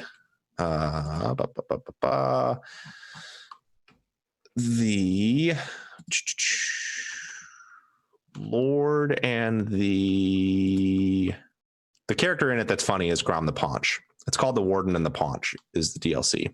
Grom the Paunch is a like ogre, and he's an orc lord. And his mechanic, to give you an idea of how wild this game is getting with the stuff they're adding, is that he has a cauldron, and as you fight battles, you have a unique interface to this character where you put different pieces of meat and other stuff in the cauldron, and then he eats it, and over the course of the campaign, it alters his abilities and skills. So if he eats certain things, he becomes a more powerful magic user. If he eats other things, he can become more powerful in other ways, maybe better leadership stuff, maybe better attack abilities. And there's like cooking recipes and stuff that you have to discover and learn to give him the proper food. That's weird. Yeah. That sounds very mechanical. Strange. It is. It's so strange. It's like there's nothing else in the entire game that functions like that. There's this has never been a thing before. So I don't know. That game is very cool. If you're into really, really complex strategy games, I think it's totally worth a look. And I would say since the last time that I had really dug into it, they have this really neat thing called quest battles now, where if you don't want to start with a campaign, you can actually play individual sort of preset battles with a little bit of narrative setup. For each of the legendary lords has at least like one. And so there's, I don't know, 100 of them or so that you can play through, and it gives you sort of an overview of different factions, units, and abilities before you commit to playing one for a campaign. So recommend Total War Warhammer 2. I'm excited to see what happens with the third one because it's supposed to be a trilogy, so there's one more coming. So one thing about older Total War games that I remember is that there's a family tree. Does that exist in Warhammer 2? No, because this time scale is different. Okay. It's things like medieval Total War, for example. It was core to that because there's a little bit of Crusader Kings in there. You're operating over the course of like a couple hundred years in a campaign. Yeah. So people are going to live and die. In Total War Warhammer, I don't even know if the time scale is defined in terms of how long a turn is, but it's definitely not. You're dealing with characters who are major figures in Warhammer lore. So like Malekith is the leader of the Dark Elves, and if you choose to play as Malekith, you're going to have Malekith for your whole campaign. And that's just the way that it works. So it doesn't have the same like family tree dynasty stuff. And like I said, they changed so much of the structure of how the game works. Like it's all region based now, where there's a capital. This is true of Three Kingdoms also. And it's very cool. There's like a capital, and then there'll be supporting settlements, and like to unify a region means that you get better resources and stuff from the region, and construction is tied to the different settlements in different parts of the region. So like the whole campaign system in general is vastly different than the way it worked in the older Total War games. But cool. For all I know, there might be a legendary lord in the game that does operate with some sort of family tree style mechanic, because like I said, there's bespoke mechanics for like tons of these different lords. Sometimes it's as simple as like, oh, they have this one rides a griffin, this one rides a dragon. But then sometimes it's as complex as this one has an entire cooking mechanic that no other character in the game interacts with. Yeah, so that's neat though. Yeah, cool. It's cool. Yeah, I think it's worth it. I will say they did a great job of you better keep up with this DLC, because like if you own Total War Warhammer 1 and 2, you can play with both of them combined on this enormous world map that has all the races from both games in it and all the DLC from both games in it. And if you were to purchase all of the games and all their DLC at their like store price, you're looking at like $300 or $400, I think. Because no, between 200 and 300, but still it's a lot. Like there's 1, 2, 3, 4, 5 $9 DLC packs for Total War Warhammer 2, and then 2 $20 expansions. Oh, geez, yeah. And then there's all that kind of stuff for the first Total War Warhammer. So I don't know. It's kind of hard to. Well, there will be a Steam sale coming up soon. That's how I recommend people get into it if they're interested in it. But I will also say you don't need to buy. Yeah, it looks like there is $75 of DLC for the first one. You don't really need to. I would say if you have an interest in it, just get the base Total War Warhammer 2. There's plenty of game there, and then you can kind of add stuff in as you want to. I think that the base, you shouldn't start by playing the big, huge campaign that includes everything. And Total War Warhammer 2's campaign is a lot better than the first games. Yeah, it's not like it's super hard to get into from a purchase standpoint, but just know there's a lot of, it's not quite train simulators, but if there's a lot of extra characters and factions and stuff you can buy. So that's that. The other thing I've been touching on, I played very little of, how many people in this call are fans of Human Head? I like my Human Head. Elaborate. Who here's played Prey? Hell yeah! Like you mean the one from like 2000? The arcane game. Yeah. I mean the original from like 2007. Yeah. I don't know what you're talking about. Native American where you get tiny and go in a jukebox. Gets abducted. With Tommy. Yes. Yeah. That game was okay. It was interesting. Did some cool ideas. Brink and Defiance. Did they make Brink? Yeah, okay, they did. Because I always think of Brink as a splash damage thing. Oh, I just looked it up. They also made The Quiet Man. Oh yeah. Did they make? They made The Quiet. Oh, yeah, I forgot about that. I forgot they were the ones who made that. Oh, that makes me even more excited about the thing that I'm playing right now. So totally forgot about The Quiet Man. That game is amazing. If you haven't remember been when attention, The Quiet Man came out? Oh, wow. If you haven't been paying attention to the Epic Store, there's one, I think, an interesting. Jeff Grubb from VentureBeat was tweeting about this. I think it was Jeff Grubb. Maybe not. But no. No, it wasn't Jeff. It was, I think it was Anton Hand, developer of hot dogs, horseshoes, and hand grenades, was talking about this. I think that's who it was. That the Epic Game Store is such an interesting place because there's tons of like AA tier games there that you would have never heard of, that you would have no idea existed. They don't get any kind of marketing push. There's like a lot of them. Like, did you know that the new Soren Johnson game is now out on the Epic Game Store? Who? Soren Johnson is the lead designer on Civilization 4. Which is like one of the best strategy games of all time. Preach. And his new game's on the Epic Game Store. You can buy it right now and play it if you want to. I've heard it's pretty good. Called? It's called Old World. It's technically in early access, but is the Amazon game New World? Yes. Well, I know what I'm going to play. I'm going to play the New World, not the Old World. I guarantee you it's better. It's a better game. But yeah, I mean, there's just stuff like there's this like Before We Leave game. That's a really cool looking game about settling on other planets. Industries of Titan came out there, which is a game. A lot of games kind of hyped. Building. Totally. Lots of like of stuff where you build things. Anno. Heavily featured, and Anno is at least a Ubisoft game that has some lineage, but like there's this game called Surviving the Aftermath that looks great, that is like a colony builder in a post-apocalypse that's a little friendlier than Frostpunk. So there's all these games coming out. So one of the on the Epic Game Store that are like AA kind of B gamey things that are very interesting. One of the games that came out there is a game called Rune 2. Has anyone played the original Rune? It is not a good video game. Well, I honestly don't even know what it is. I saw it on our list and I was like, huh? Rune originally was a very rough, I don't know, I guess it was, no, it got bad reviews. A very rough Human Head action game that came out in 2000. And you like played as a Viking and that you fought between, like, there was about the war between Odin and Loki and stuff. And it wasn't very good. And Rune 2 is also not very good. Keeping up that old Rune legacy. But it's such an interesting thing, and I'm so glad that I spent $10 on it. So I got it because they're basically showering you with $10 coupons on Epic.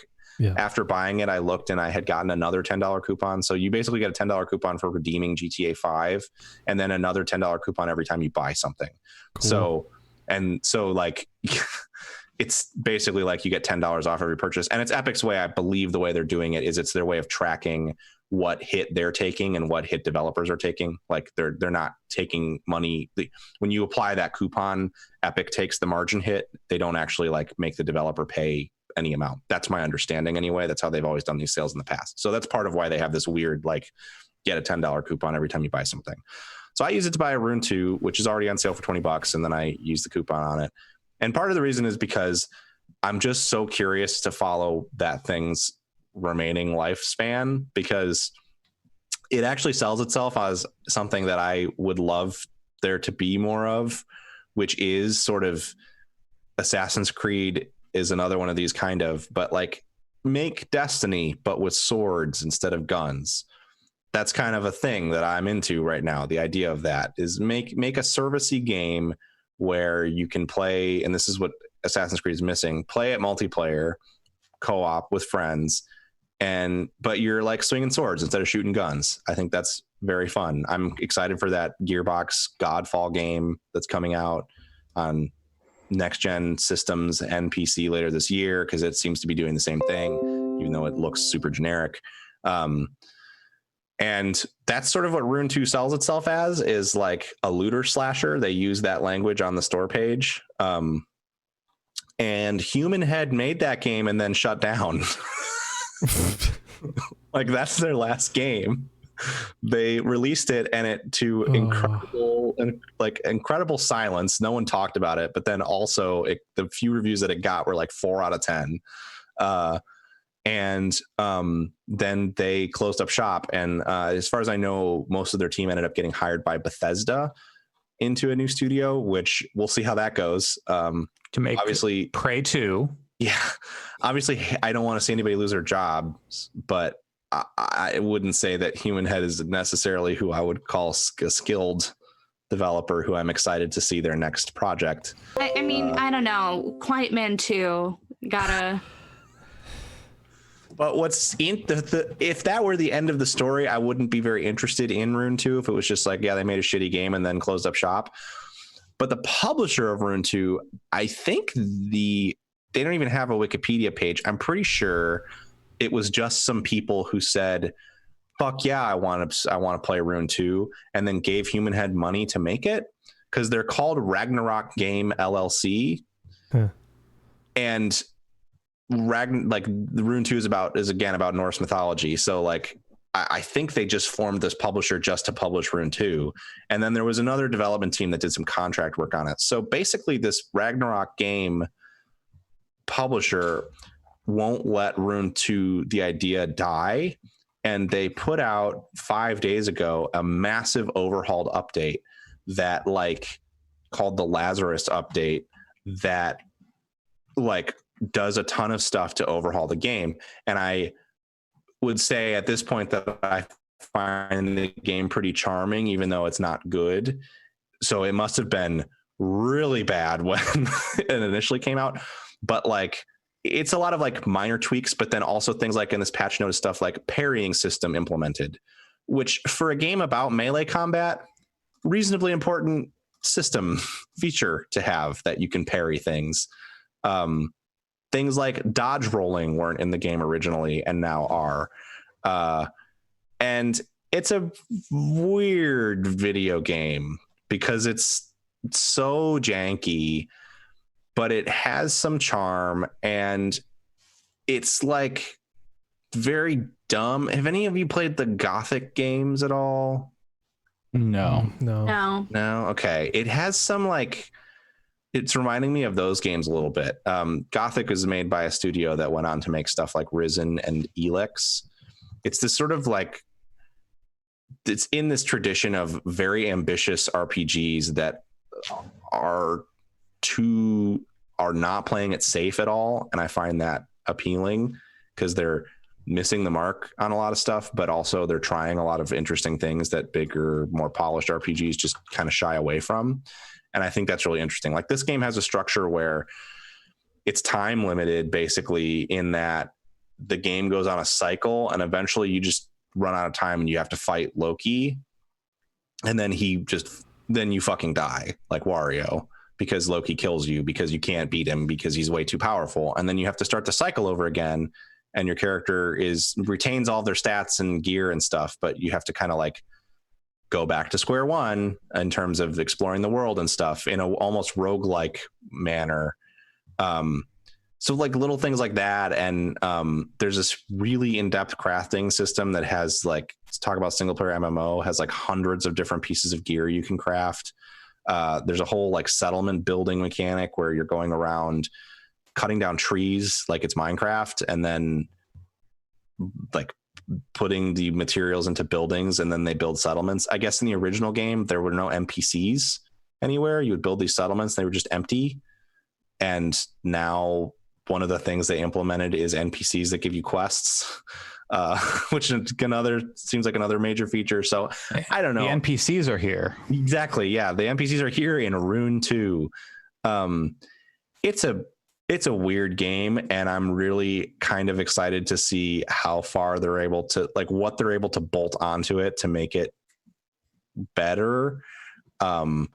And they seem to be kind of off to a good start, but it's just stuff like the tutorial directs you to summon this boss, and I summoned the boss, and then the boss spawned and like killed me immediately. And the tutorial's not like, well, you died now, so now you have to go back. It's just like, the tutorial is not going to advance till you kill the boss. So you could just got to basically run up to him, hit him 4 or 5 times until he kills you, and then respawn, and his health doesn't respawn. His health doesn't go back up. So you just keep dying and going to fight him and kill him over and over again. And you spawn like 40 feet away. It's just it's weird in that way. And kind of endearing. I don't know. I'm interested to see what they continue to try to do with it. It actually looks fine for being as janky as it is. You slide around a lot when you in the movement, but the environments look like, pretty cool Norse fantasy setting environments. And so if you two are curious to see what Human Head did for their last game as a studio and the weird attempts to revitalize it by this oddly passionate publisher, you can get Rune 2 for like $10 at Epic Game Store. Fascinating. Yeah, it is to me. Nobody's talking about it at all. I haven't heard. The only person I heard talk about it was Brad Shoemaker for like 2 minutes on a bombcast as soon as it came out, and then it just like faded into oblivion. So I wonder if for good reason. Yeah, for good reason, but I still think the whole thing is interesting. Yeah, it's also, when did it originally come out? November, I think, last year. Okay. And I will say too that this whole saga is very interesting if you're into like industry stuff, because like after Human Head closed, I guess Ragnarok was like, okay, they didn't know that Human Head was closing, the publisher of the game. Like they had a content roadmap laid out with them, and then just on the news they saw that Human Head had closed, and they were like, what? And then I guess when they tried to contact Human Head, they wouldn't provide assets that at this point were Ragnarok's, because they were the ones maintaining the game. Yeah. And so they had to sue Human Head to get them to release the game assets for them to keep working on it and stuff. It's wild. It's a wild thing. Wow. Very interesting. Yeah. Okay. Well, that is Rune 2 and Total War and a bunch of Assassin's Creed, XCOM Chimera Squad, and Legend of the Galactic Heroes, and She-Ra. But now it's time to get down in the news. How's that sound? Cool. This week, this week there is a lot of news. This podcast isn't going to age well. What? Why? Referencing the Geoff Keighley thing. Geoff Keighley. Geoff Keighley out here showing his whole ass. Just like both cheeks spread wide after during Geoff Keighley's Summer Game Fest, or Jeff Grubb's Summer Game Mess, we got the Unreal Engine 5 demo unveiling on PS5, in case you were wondering. This couldn't run on an Xbox Series X. Not at all. It's completely impossible. Only on the PS5 could you get 18 trillion triangles on screen at one time.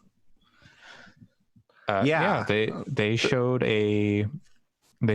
quote unquote gameplay of a thing in the kind of the Sony house style, third person. You're a lady walking through some caves, and the environments looked real sharp. Absolutely. Yeah. There are aspects of the tech demo that Alex can speak to more than me, but they were very, very impressive. No doubt. Like, it's super cool. So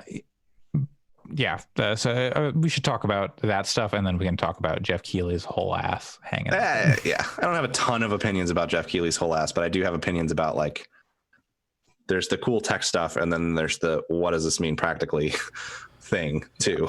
I think there is a lot that it will mean practically, because from a pipeline perspective. But but also like that presentation was kind of similar to the Sony one, very developer focused. Like, I think it's kind of the same trap we fell into with the Sony one, where everyone's like, oh, this is a GDC talk, I'm gonna fall asleep in the chat. And this is exactly the same thing, where this is basically a GDC talk.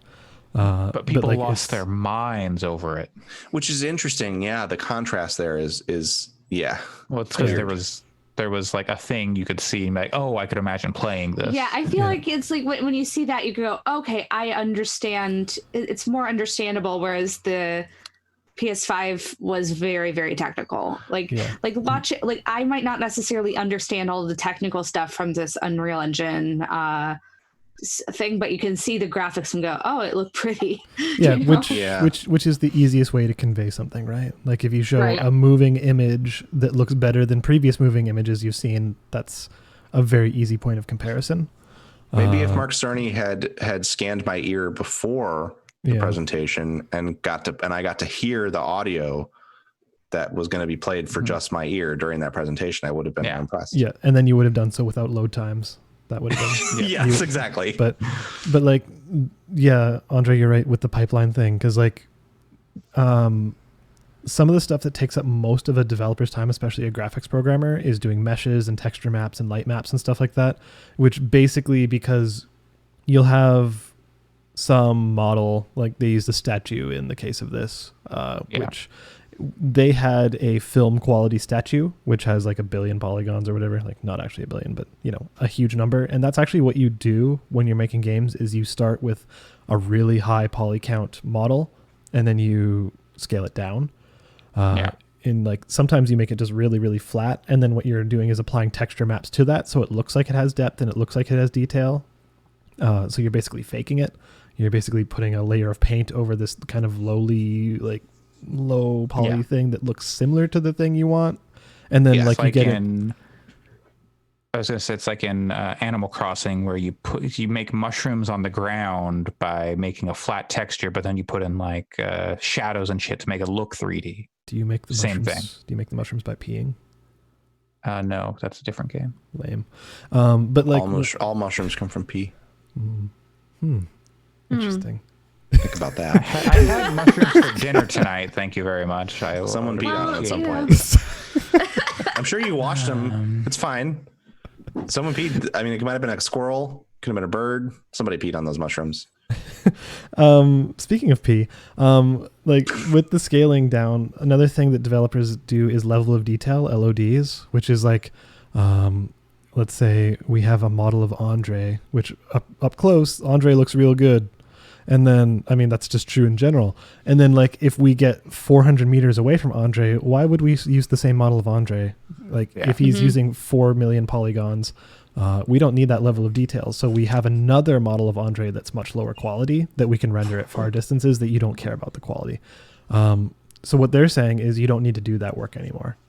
Like you can just have the same model and it'll dynamically scale, and it will the lighting will be baked in. You don't have to do any lighting renders, like map renders and stuff like that. Like it will, which I imagine would streamline things quite a bit. Very much so, because if you ever like, what was the game? I think Pat, you brought it up in our chat where. No, I think I no, did. it was Destiny 2. Yeah, Destiny, where if they change Both of one them. thing, they have to re-render the whole game for all the light maps, and it can take like days. Or at least they like if they change this thing in a level, they have to like re-render that whole open world zone, and that can take like 24 hours. Yeah, which is what they used to be. But supposedly they improved their tools, but still, that's like bonkers. Bear in mind that's Bungie. That's one of the biggest companies in the world, and they still had to deal with those pipeline issues. They were at Activision, and I think they built their own like tools and stuff. And right, yeah. But I'm saying like that's a huge company. Like it's a company that's been around the block for many years. So like they are optimized in some ways, and like they still have to hit their heads against that kind of stuff because it's just the way computers work, and that's the way we have to render things. But the thing that people are saying about UE5 that makes it like such a sea changing kind of moment is those things are no longer relevant, and it totally changes the pipeline, and it means even small devs can now like not have to worry about that burden, that overhead. So like now the overhead comes from the assets you generate, not how you do lighting on them, and not how you do texture maps and meshes, etc. So yeah, it is really good. I think the last section with whatever the lady's name is flying through the world was, if that's real time and wasn't scripted, and it is actually demonstrating what they were talking about, that's maybe the most impressive thing I've ever seen in a game engine. It's provided that it was rendered in real time and not scripted. But yeah, it was a fascinating demo. It was, I think, one of the big things I took away is like, okay, this is releasing next year. It's like in beta now or whatever. It's releasing next year, which means we're not going to see games in this for like 4 years probably at least. Yeah, like we're not going to see like AAA games that are this quality in like 3 to 4 years probably. The thing they said that makes me a little more hopeful that maybe we could see it within a year or two of the release is that they said everything from 4 to 5, like Unreal Engine 4, is forward compatible into 5 without many changes. So that's still stuff built in 4 that like can use some of the stuff from 5, but I don't know if like it remains to be seen what something built in 4 ported to 5 actually ends up looking like. Right, and if there's a difference between something ported from 4 to 5 versus something developed entirely in 5. Yeah, I would hope if there would be any difference. Yeah, I would hope it wouldn't require a whole refactor, but like it's either way, it's pretty intriguing. I'm definitely interested in seeing what comes of it. Yeah, but that kind of comes into what I was saying about Keighley showing his whole ass because, who was the writer? Someone at IGN wrote a piece saying you should temper your expectations about the launch games, about graphical fidelity in particular. Just like, hey, temper your expectations for launch games.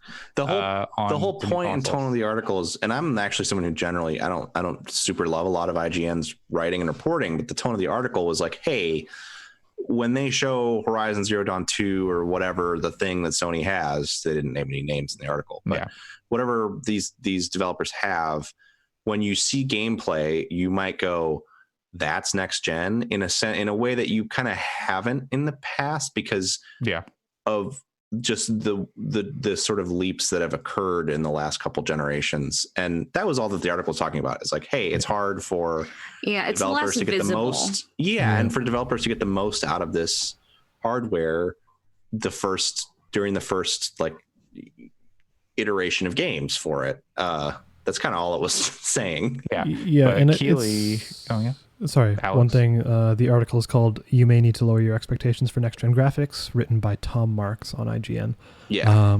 But I think that's also echoing something we've been talking about for months, and that is the fact that like the step between the current PS4 Xbone generation, and the next one is fairly iterative, especially with visuals, because our biggest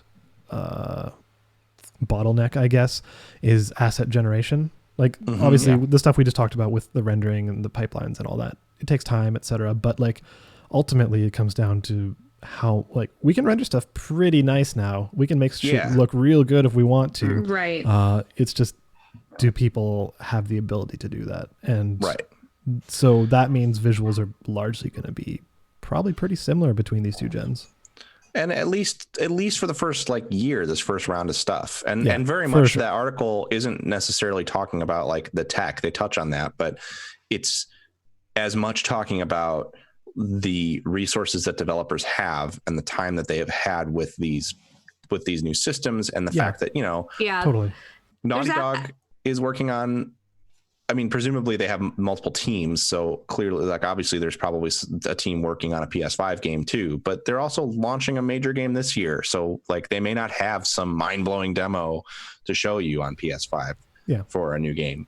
Sorry, what were you gonna say, Allison? Oh, it just seems like there's absolutely going to be some steps forward with this gen. It's not like there's not, but it's just not something that you're going to, like, if you're just somebody who plays games and aren't thinking about all the technical stuff, you might not necessarily see it as much as you did with other generation leaps. Yeah. And I think like there's other things coming with this generation that are both impact visuals, but like things like SSDs, right, and the ability to, you know, load directly into areas. That's cool, and it's going to improve games. I would say that Total War Warhammer 2 is not as playable without an SSD, because loading into the battles and then loading back to the campaign map is a huge time sink if you have a standard hard drive. But like, at the same time, that's very hard to demo for people. And it's stuff that's happening on PC right now. So the line between generations is so blurred, because we have things like RTX games on PC and stuff like SSDs happening now. So it's fascinating that this demo was very much, we captured this on a PS5, like PS5 dev kit, but we captured this PS5, explicitly talking about PS5 and saying, oh, and other platforms, when Unreal is mostly PC demo stuff in the past. Am I right? Am I wrong? I don't know what their demos have run on previously. I don't remember either. Yeah, I don't even remember much of their previous demos for UE4. I'll tell you, if you look at the UE4 Elemental demo, that was, I believe, the first one they showed. That demo was that the one with the Brumac? I can't remember. It was like a big fiery guy. The particle guy. Anyways, the particle effects in that demo are not things that are happening in most games. Like, the engine is capable of that. And I watched that and I went, games mostly look better than this. Mostly, but I think it's not like that demo is indicative of the games that came out when early in the cycle. But also it was just like maybe a real-time render, but it wasn't like a game thing, whereas this demo was actually like, oh, you could, like, this could be a game.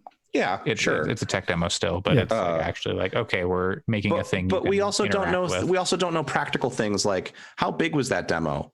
Was that a 400 gigabyte demo? Because you can't. You know, I mean, and it wasn't. That's an exaggeration. Yeah, but they came out later saying that game size, et cetera, is something they're cognizant of, and they want to make sure that file sizes are kept as low as possible. So I'm sure, but what does that mean? I mean, like, they also talked about wanting to launch the best gaming store in on available, and we have the Epic Game Store. Like, they can say that all they want, and I do believe that they're serious when they say that that's what they're trying to achieve. But at the same time, when you render that demo out, like, what kind of file size does that have? Because if that's a practical thing, especially if we're dealing with SSDs that are traditionally more expensive for the amount of space, you know, available on them. So we don't really know I don't know if, did Sony talk about the size of their hard drive in that 825 gigabytes, something like that? Yeah. I'm going to guess that if you've got 3 or 4 games that look like that, that's all you're fitting on your PS5. So Like, I don't know, maybe that'll be wrong, but I just think there's a lot to talk about in terms of like that. That demo was very impressive and it's exciting. All the stuff you were saying about pipeline, I think, Alex, is the stuff that's most exciting to me about it.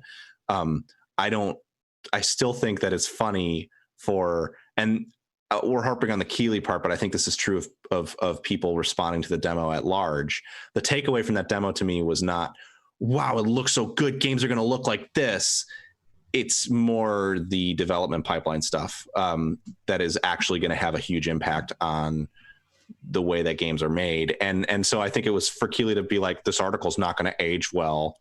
And then like minutes after the demo to post like, guess it didn't age well. It's like, I don't know, dude. He was coming across a bit shitty, a little tiny bit shitty. And then Lucy O'Brien from IGN responded and was like, hey, I'm kind of disappointed to see this. This is a pretty well thought out article.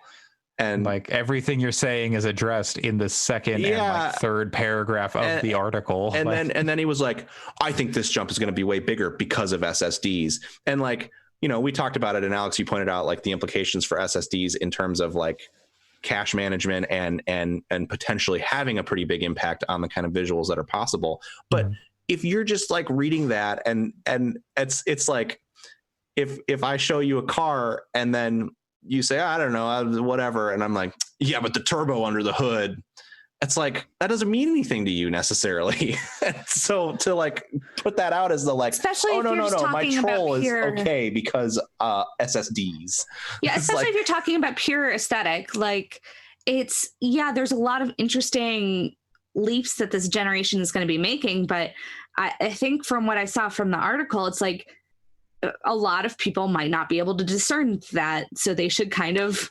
Yeah, you know, there's people who can't tell the difference between 1080p and 4K, not because of some failing on their part, but that's just, they just don't see those differences, or they don't see the difference between 30 frames and 60 frames. And yeah, well, it's like, I think we mentioned this either last week or a couple of weeks ago, that we've kind of reached the point of diminishing returns with Moore's law, like, right.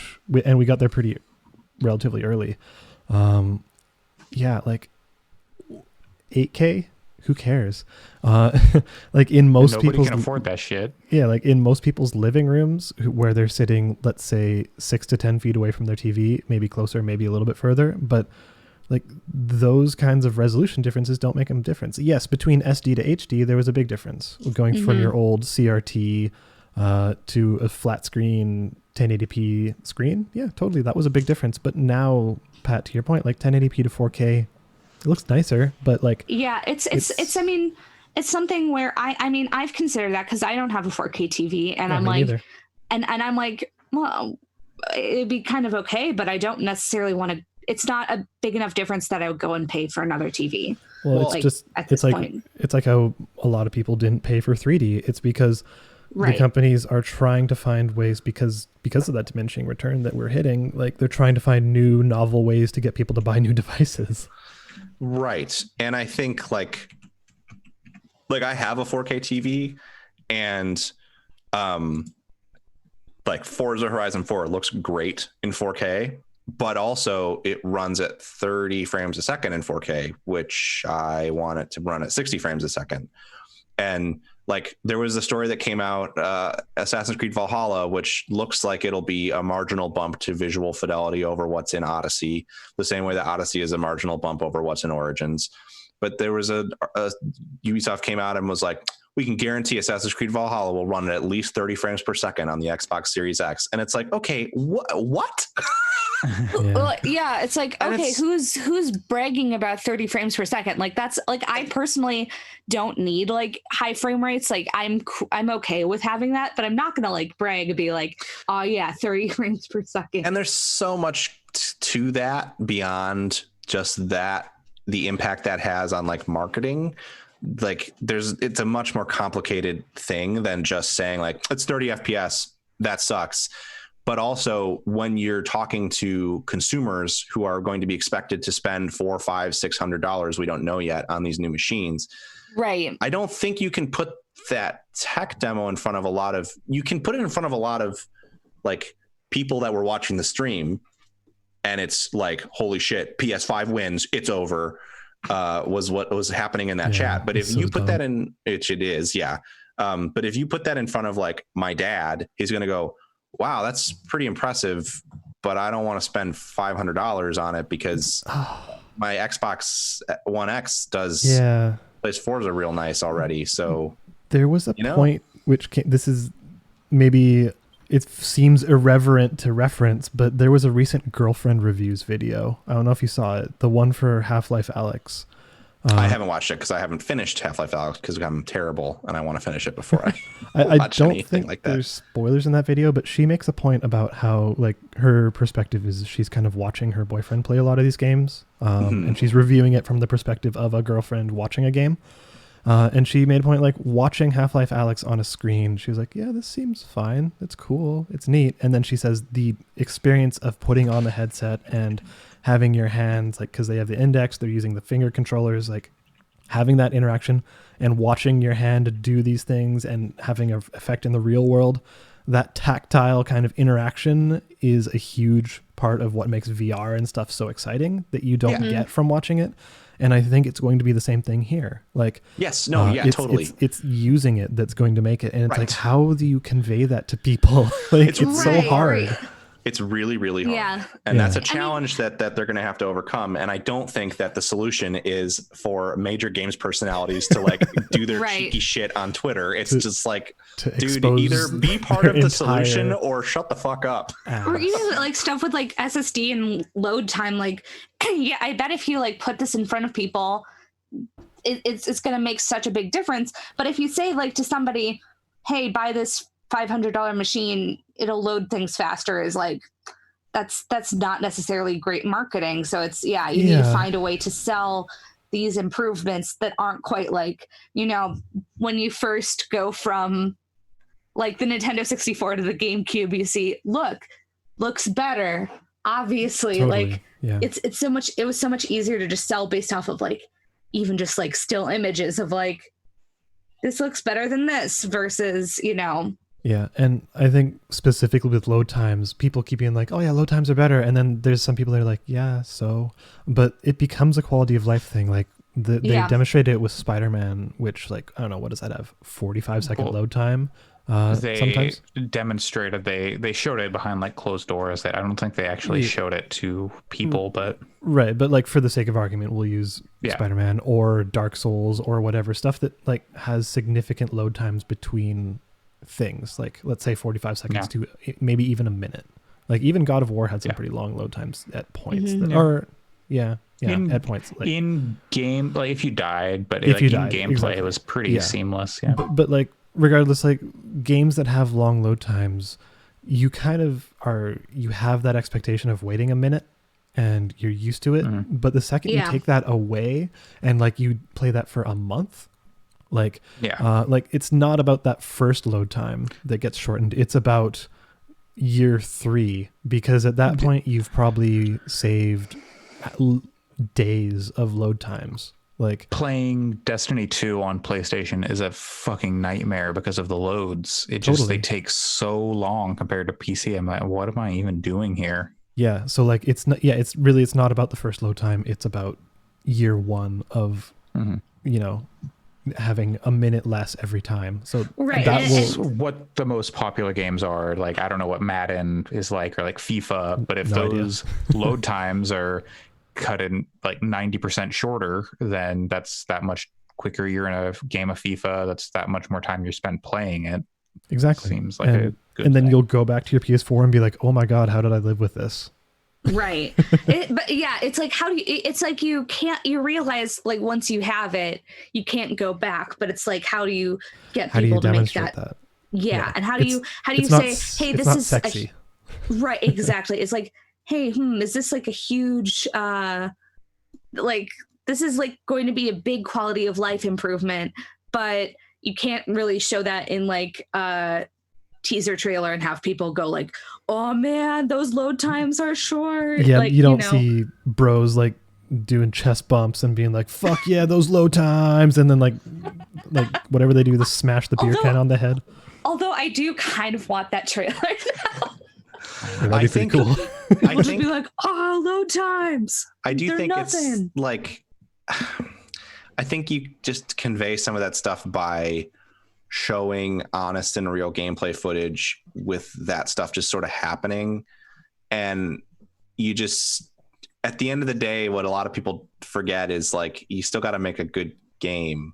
Right. So it doesn't matter so I think from the perspective of something like a Spider-Man 2, when I don't even think they should say like with the power of an SSD, they shouldn't, because what they should do is just show you teleporting across the map fast traveling across the map and there not being much of a load time, that kind of stuff. Because I think that's all the sort of thing that is gonna. What about Spider-Man taking the subway? Yeah.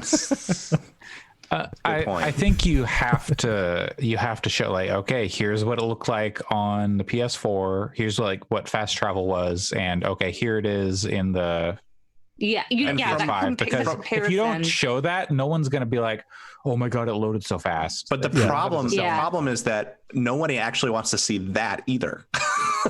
Like I think not as a demo. Then, and it's just so right, but I don't know that sells it. I guess what I'm saying is that I don't think that to people, again, using my dad as an example, I don't think that an SSD in any way, shape, or form sells it. I think we're right. It's correct that it is a game changer. It's like a huge deal, and we know that, but it doesn't sell. Like faster load times is not a thing you can sell. Totally, and that you can demonstrate. It's hard. It's so hard to like kind of say, hey, buy a $500 box for this. Like, I think like demonstrating it gets to, is kind of like that meme with the guy at the sports game, like yelling into the woman's ear about something, or it's at a nightclub or whatever. But that's what demonstrating kind of ends up being, is like you're showing people a thing that it's not going to sell them on it if you show it to them. It's just got to become a thing that is improvement to people's which kind of comes back to, that's kind of what I was getting back to with the VR example, is you have to let people use it. Like, it's not showing people, it's letting them actually interact with it and experience it. And I don't know how to put that in trailer. I think there's some games where, you go, oh, the load times, and people do think of the load times as being a problematic thing. But I think in a lot of cases, we got so used to super long load times at this point that for most mainstream people who just look down at their phone whilst the game's loading, they're not going to, even if you demonstrate it for them, they're just going to be like, cool, I guess. And then you're going to say, and it's only $500, and they're going to go, nope. Yeah, it's tough. And have a console for them. It's called the Xbox 360.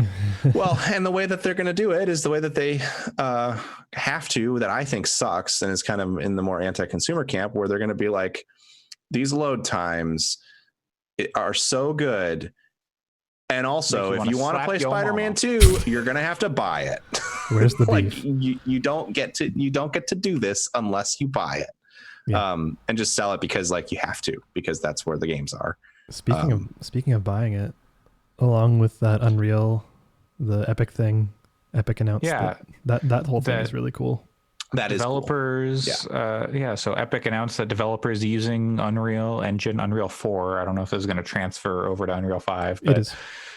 Developers don't owe them anything until they make over $1 million in revenue, which is so awesome. that means and like the license so good. is it's gone also retroactive to anything from the start of this year. So yeah, that's really great. It makes that before it was like to 10,000 or it's something. It's like 40,000, 50,000, somewhere around there. Something like that. I mean, I think it makes Unreal clearly the thing for like a budding developer. Yeah, it's the one that I would definitely. I mean, anything. First. Honestly, I'm pro anything that makes things more accessible for more developers to be able to do stuff. So as much as we might shit on Epic Game Store and stuff like that, I think Epic as like developer relations has been the best. Like between the cuts they offer to developers on Epic Game Store and how they treat them with licensing agreements and stuff like that. Sorry, please go for it, Allison. The exclusives might be annoying, but I mean, there have been a lot of developers who have been really significantly helped by those exclusive deals. Like, I mean, it's not necessarily like everybody's favorite, but if they're helping more developers, then I'm personally not too opposed to it. Yeah, and that's part of why those AA games I was talking about can't exist. I think probably part of why this company can keep working on Rune 2 is because they probably got a pretty good exclusivity deal that covered a lot of their costs of development, and they're not deep in debt because of it, would be my guess. So like as a developer, approaching UE4 is much more daunting than approaching something like Unity. Like just they use C++, which is a more complicated language. Unity uses C#, which is a bit easier and easier to parse, and they also have a lot more visual editing stuff. Like UE4 has a thing called Blueprints, which is kind of a visual scripting language, but it's not very intuitive. So like, yes, there's a barrier of entry or barrier to entry with that stuff, but it seems like it's worth the investment. So yeah, Epic. Good. All right. Well, anyways, let's continue. There's a long chat about Epic and next gen. And but Geoff Keighley's before whole next ass. gen hits, we did get Geoff Keighley's whole ass on a skateboard to tell us what Tony Hawk's been up to. Was it Geoff Keighley or was Zoom it call? Was it Tony Hawk? Didn't he kind of like do it via his texting whatever? There was something that went out to a bunch of like media. I don't know if it went to only media people or is just everybody. The thing that I saw that is it's this thing a lot of celebrities are doing now where they go on like, get a text message from Tony Hawk. They started on Twitter by saying like, here's my I just want all my fans to know that I'm with you in this challenging time. Here's my personal phone number. And then you text it and then you get a canned response that's like, obviously, I can't give you my personal phone number. So what this really is a fan community, and it's basically the Jeremy Renner app. Yeah. So Tony Hawk has one of those. And I think Ninja was the first person I saw. I believe that's correct. I don't have a problem with it existing either. I was bamboozled by the Stephen Amell one because I was like, whoa, maybe he's like going to put his phone number on Twitter for like 5 minutes and then delete it or something. Cause I saw it like right as it was posted and, was like, man, it was right at the beginning of all the quarantine stuff. So I was like, wow, maybe he's just like that dude. And he's just going to like get rid of the phone number in a day or two, get a new phone. These people are not as daring as John Vignacchi and Dave Lang. Yeah. And then I got the thing and it was like putting someone else's phone number on like, Twitter. I want to say the tweet was literally like, here's my phone number for real. This is my phone number. And then the text you got was like, it's not really my phone number. And that was like, nope, fuck this. Never mind. Never doing this again. The circle of trust has been broken. Yeah. But Tony Hawk looks good. The trailer. It looks great. It looks really nice. My favorite part of this is they scanned all the skaters to put in this remaster of Tony Hawk 1 and 2, and they didn't de-age them to make them look like they did in the 90s. Yeah. This is like 50 whatever year old Tony Hawk. Yeah. Which is really good. It has the manuals, and I was told it has manuals and reverts. Like manuals were in 2, reverts were in 3. 3, yeah, and they're all, you can do all of them on all of the levels, which is great. When I first saw this trailer, I was very much like, it's cool. I like Tony Hawk a lot, but I don't know. But when I first heard about it, I should say, I was in my head, I was like, what they really should do is make a new Tony Hawk that just includes all of those old levels, which is what this is. It looks like it's functionally like a new game from the visual perspective and keeping the features of the later entries. Yeah. And it's being made by Vicarious Visions, so it has a chance of being really good. Yeah. I mean, their Destiny port was fantastic. It's not Robomoto anymore. So Vicarious Visions can make a game. Yeah, they're missing 5 songs, I think, from the soundtrack, but otherwise that's complete too. Cool. Yeah. I'll play that. Yep, me too. Yeah. I'm excited for it. September, right? September something. And that's an Epic Game Store exclusive. Interesting. PC. What, you really? Oh yeah, I guess that makes sense. It sure is. It's interesting because the one thing about this game's marketing so far that I was like, I don't know about that, is it says like, at the end of the trailer, it says like pre-order now to get the warehouse demo. And it definitely it doesn't explicitly say you can download this now. But if you were to watch that trailer, I could definitely see someone coming away from it going, oh, I should go pre-order so I can get the warehouse demo now. And then if you look on the page, it doesn't say that it's not available currently, except at the very, very bottom in small print that it's coming soon. Yeah. Which I thought was like, fuck you guys, come on. Warehouse demo is the right level to demo with. Totally. If I could have gotten the warehouse demo at that moment, I would have totally pre-ordered it after that trailer dropped. Now it's like, maybe I'll do it when it comes out. Do they replace the secret tapes with something like secret Blu-rays or what? I sure hope not. No, those should be fucking tapes. This game is not for like younger people. It's for people who look at Tony Hawk and go, are you Tony Hawk? It's for people like me who put on Tony Hawk because it was easier to just set the soundtrack to only play Superman over and over and over again while I did homework. And so I did that instead of trying to download it on Napster or buy the CD. Sure. Because I had Tony Hawk. Yeah. I had a thought and I lost it. Oh, I bet EA wishes they were making Skate fucking 4 now. I don't think they do. I think if anything, they're like, it's a good idea we didn't make Skate 4, huh? All right. Well, and next on the remaster front, I guess, Mafia Trilogy. The Mafia 1. This is another one that I was like, oh, cool. I love the first Mafia, and I've always meant to play 2 and 3. I'll play this trilogy. And then I saw the screenshots from Mafia 1. That is a remake. Yeah, it looks real slick. It looks outstanding.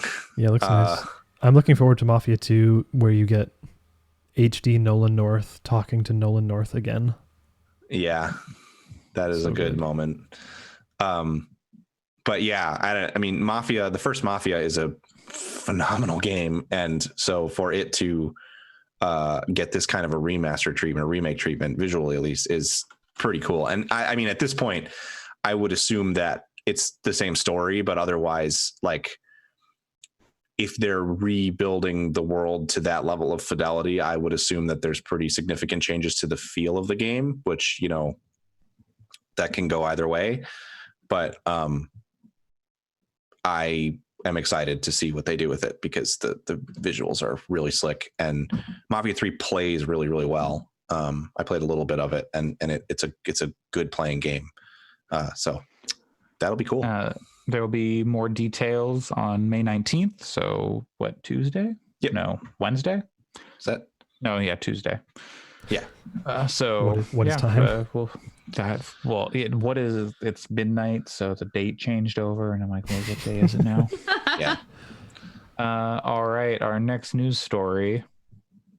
I know Allison was jumping out of her skin when she saw that Paper Mario, the Origami King, was announced just out of nowhere by Nintendo. I hope it's good too.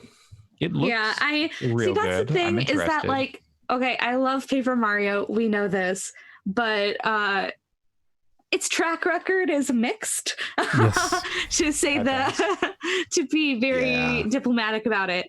So I am I'm both excited and nervous, and I don't know if it'll be good, but it's coming out in July, so we'll find out soon. Mm-hmm. Yeah, 2 months from today, I believe. Yeah. July 17th. I will say, I think it is going to be the kind of game that even if it's disappointing from a gameplay perspective, it looks outstanding. Really cool. It is beautiful. I think one of the things that people, including me, really like about Paper Mario is just generally the writing and the world and the characters, and I think that they're hopefully getting it back with this. It looks like they're adding a little bit more character to it. Yeah, there was some edge there. Folded Bowser as your companion. Yeah, which I am legit pretty excited about.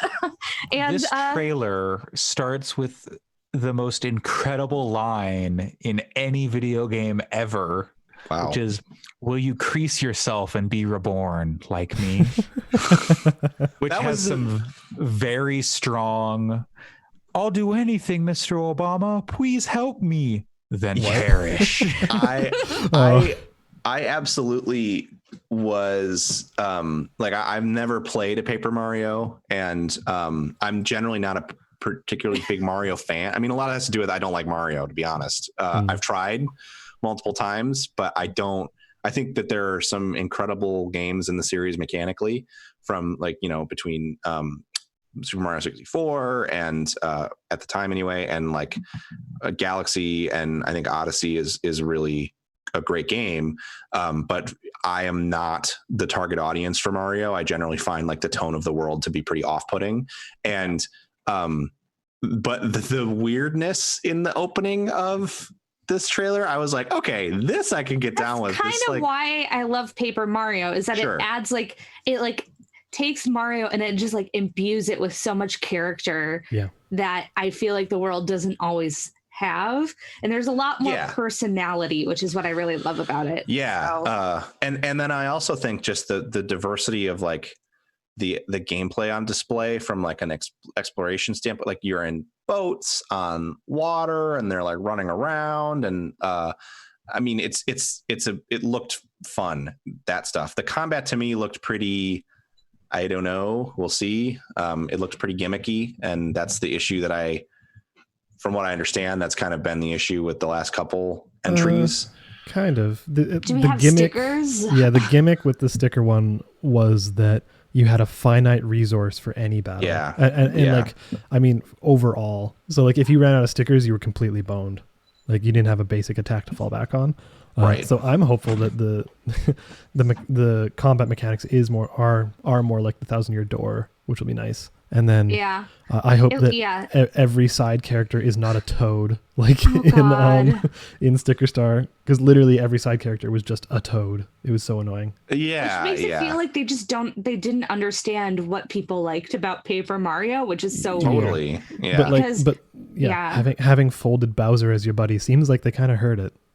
Yeah, and that's what I'm hoping, is that you see some of those things and I'm like, okay, Bowser is always kind of the butt of the joke in Paper Mario, and this is hopefully bringing it back to that.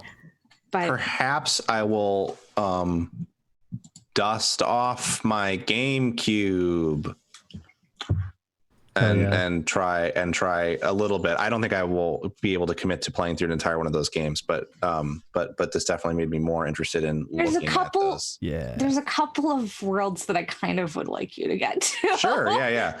No, I'm definitely more interested, and I happen to have a GameCube ready and available to use that conveniently is plugged into my computer monitor. Sick. At their GameCube. And I have adapters to use any controller with my GameCube. 8-bit is really killing it. But what am I gonna say? Before we move on to the next thing, but with Paper Mario Origami King, did you see the end of the trailer? The little post-credits-y kind of thing? It's so cute. Samus little Samus, that was very funny. It was adorable. So usually also made me hope that they never make another Metroid now. Now I'm all in on the just keep teasing it forever. So Nintendo reports are all saying that they're not doing a big direct this summer like they would have for E3, because this threw off their plans so much. So they're just gonna drop trailers like this throughout the summer. So we'll probably get a Metroid trailer in a few weeks, maybe. Yeah, that's probably the implication there, but we'll see. Next up, we got a couple of PlayStation news bits. First, they're updating creating a logo for PlayStation Studios first party things. They showed it. It's the Marvel logo. It's 100% the Marvel logo. Yeah. Where it's the Marvel logo, it's the PlayStation logo, but it's the Marvel logo treatment where it's clips from the movies all playing. What's funny is the games playing as it pans across. It's the Marvel logo treatment that began with Captain Marvel. It's not necessarily because the old Marvel, the old Marvel logo treatment was the comic books pages flipping. It's been that for a little bit longer than Captain Marvel, but yeah. Oh, well, whichever one the first new. was. I looked up, it is pretty new because I was trying to find it to show my partner the Marvel logo. Yeah. And I found like, I don't know, it was like Infinity War or something, and it was still the page flipping. But it may have not been that one though. But the Captain Marvel was the one that I found that was the first one that I could find that had this one. So it's not even like they're like emulating the 20th Century Fox thing or something, like some long-standing thing. It's a pretty, in the last few years, treatment of the Marvel logo. Yeah, it's very much that. And, you know, hey, it's good for them for, I guess, drawing attention to their first-party things. Like, they really wanted to be like, hey, this is a PlayStation game. That's part of where I found it. To me, one of the strengths of Sony's first party, in my opinion, is very much the fact that, like, this is a Sony Santa Monica game. It just so happens that Sony Santa Monica games, for business reasons, because of their path of ownership, only come out on PlayStation. But I don't go like, fuck yeah, grip it and rip it, Sony, man, they're the best. It's like, no, I think Sony Santa Monica is a great studio. I think Guerrilla Games makes great games. Like, these are people making games, and yes, they're exclusive, but like, I don't need. Well, I don't think it's going to be on every exclusive game either. It's going to be like the PlayStation Worldwide Studios, I believe, is going to be. I think it's that kind of thing. I don't know. Aloy's in that. Aloy and Drake and Nathan Drake are in that. I think, yeah, but yeah, we'll see. But I wonder how much of this is because, like, maybe they're going to put more games on PC, so they want to have that PlayStation branding on there. That would be cool. That would be pretty neat. And that would definitely be I'd be willing to take that trade off for having those games be more available to people on different platforms. But to me, I saw it and was like, come on.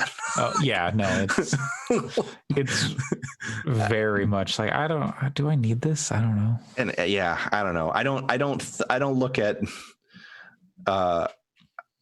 I don't know. I don't look at a slow reel that includes like clips from Uncharted and go like, yes, the Citizen Kane of video games.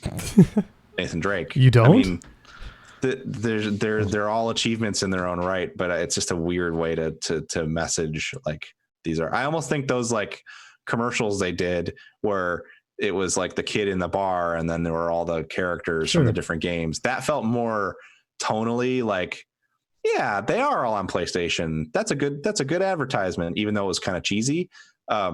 This is just kind of like feels masturbatory in a way to me that I'm just like, come on.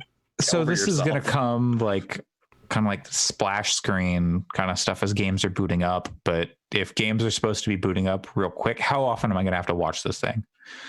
Like, is it going to be like, okay, you have to sit through this as we go to the I will tell you that I launched Final Fantasy VII Remake a single time in the entire time that I played it. So I would have only seen that logo one time. But I think also watch it, you know. Yeah, and also I think it's just funny. If it had just shown up in front of Last of Us 2 or whatever, I would have been like, oh, that's cute. That's funny. Well, that's sort of a funny rip. Yeah. But the fact that they were like, we're announcing our new logo treatment too was like, it won't be in front of Last of Us 2 or Ghost of Tsushima, which it had a big old 18-minute I still haven't watched gameplay, but you know what it looks like? Assassin's Creed. Yeah, that's Origins and Odyssey. Why I didn't end up feeling that compelled to watch it. Mixed with Neo. I was told that you have the ability to pet foxes in that game. Yes, you can pet the fox. That makes me far more interested in that game. The GIF of the fox petting that I saw looked like garbage, but I think it was because of the compression. That's probably because of the compression. Like, I'm hoping it looks like a current gen. It looks like a game that would come out around now. I don't know. They've got. So yeah, it looks very much like an Assassin's Creed game with running around, sneaking into locations and killing people, or you can do the samurai route of things and do a more like head-on approach. So they give you two like paths that you can choose to go down over the course of the game. How that plays out is kind of unclear. They've got like an interesting kind of not waypoint system, but like navigation system where you say like, oh, I want to go over there, and in the world they'll have the wind blow in that direction, and so you like see the wind blowing through the trees and through the fields, and that will be like, okay, I need to go this way to get to that town, which is an interesting diegetic way to show that off. It's a neat visual treatment. But it looks so much like Assassin's Creed. It's hard to be like, I need this game in my life. I mean, what I'll say, it's fun. It's so funny. My arc with this game has been hilarious because when it first was revealed, I was like, hell yes, this looks so cool. And then as we got a little bit more, I was like, well, I hope it's open world and it's not just like a single corridor that you're going down fighting stuff. And then when it became clear it was open world, which was pretty early, it's like, well, I hope it's open world where you have like progression and gear and stuff. And it 100% does. Well, no, I know. And at this point now I'm like, I don't know. Do I still care? Like it's doing all this stuff every step of the way. It's given me what I want. But now that I have what I want, I'm kind of like, I don't know. This sounds like a pretty generic open world RPG, action RPG at this point. So I don't know. I'm probably going to play it either way because I love this style of game. It's one of my favorite kind. But I definitely hope that it has the kind of depth and I hope that it's, in a sense, I hope that it's deeper than Assassin's Creed, I guess, because I like those. We talked about them a bunch today. I like those games a lot, but I don't need a game to emulate Assassin's Creed, I guess. I think it gives you the opportunity, like with the combat stuff, it's going to give you the opportunity to specialize more. Like there's the skill trees in Assassin's Creed, but that's what it needs. Yeah, you can do the samurai. I'm halfway done with the skill trees in Assassin's Creed Origins, and I'm like a quarter of the way into it, if that. So So it'll be interesting to see how that plays out. Yeah. I think if it's the kind of game that lets you really live out those two sides of that coin, which, historical accuracy becomes questionable at this point, but the like ninja side and the samurai side, I think that's an interesting thing potentially. So hopefully it'll have that. I hope the samurai side has the samurai pizza cats. And the last thing is it's got a little bit of the Neo like combat system where you can like changing stances, and that's going to impact how you parry or what kind of damage you're doing, how fast you attack, stuff like that. So that seems neat as a way to shake up the combat from just the R1, R2 or just 2-button heavy light. Man, sorry, please go for it, Pat. I have it up right now. I'm paying more attention to this conversation than this demo, but I will say that what is striking is the world looks incredible, and the music, the audio design happening is like really good, and the composition is really good. So those are the kinds of little things that could really draw me in. Those moments standing on like a mountain or a hill and looking out and getting the music and seeing the weather roll across. That's the stuff that really pulls me into open world RPGs, which is why The Witcher 3 hit me so hard at first and really did pull me in, because it has all those elements. So if this does that, then, I could be standing this game for game of the year in 6 months, like, I don't know. We'll just have to see. So the samurai side would have samurai pizza cats, and by extension, no, I guess the ninja side would have Teenage Mutant Ninja Turtles, even though they also like pizza, and also they might have Tyler Blevins. Oh no! Oh no! Now I'm upset. Who else would the samurais have, though? Actually, and I'm going to preemptively say, so that I don't have to do this next week, I watched like 30 while you were doing that horrible crime just now. Thanks. I watched like 30 seconds of the gameplay, and it looked really, really good. So I'm guessing that by next week I'm going to be like, holy shit, I can't wait for this game. I'm wondering if I'm going to Assassin's Creed myself out by playing Odyssey. Yeah, is kind of my concern, but I'm enjoying my time with it. So that's kind of a question for me too. It's like I'm gonna be playing all of Syndicate and then be like, I don't need to play. Well, that's why I haven't finished Origins. Is when Origins was coming out, I was like, because Egyptian history is perhaps the period in Egypt that Assassin's Creed Origins takes place in is my favorite period in history to learn about. The like Hellenistic Mediterranean, when you had cultures mixing between Greek and Roman and Egyptian, and their mythologies were mixing and their people were mixing, is such a fascinating period to me. So when I saw that that's when Origins was going to be set, I lost my mind, and I played all of the Assassin's Creed games that I had missed, which included Rogue, Unity, and Syndicate. And then by the time Origins came out, I played it for like 10 hours and then stopped playing because I was so burnt out on playing. Even though it's very different, I was still burnt out on like playing those like a third person action semi RPG. And so I am sure what will happen this time around with at least as far as Valhalla is concerned is I will play Origins and Odyssey this year, and then Valhalla will come out and I won't play it until 2022 when the next Assassin's Creed is on the way.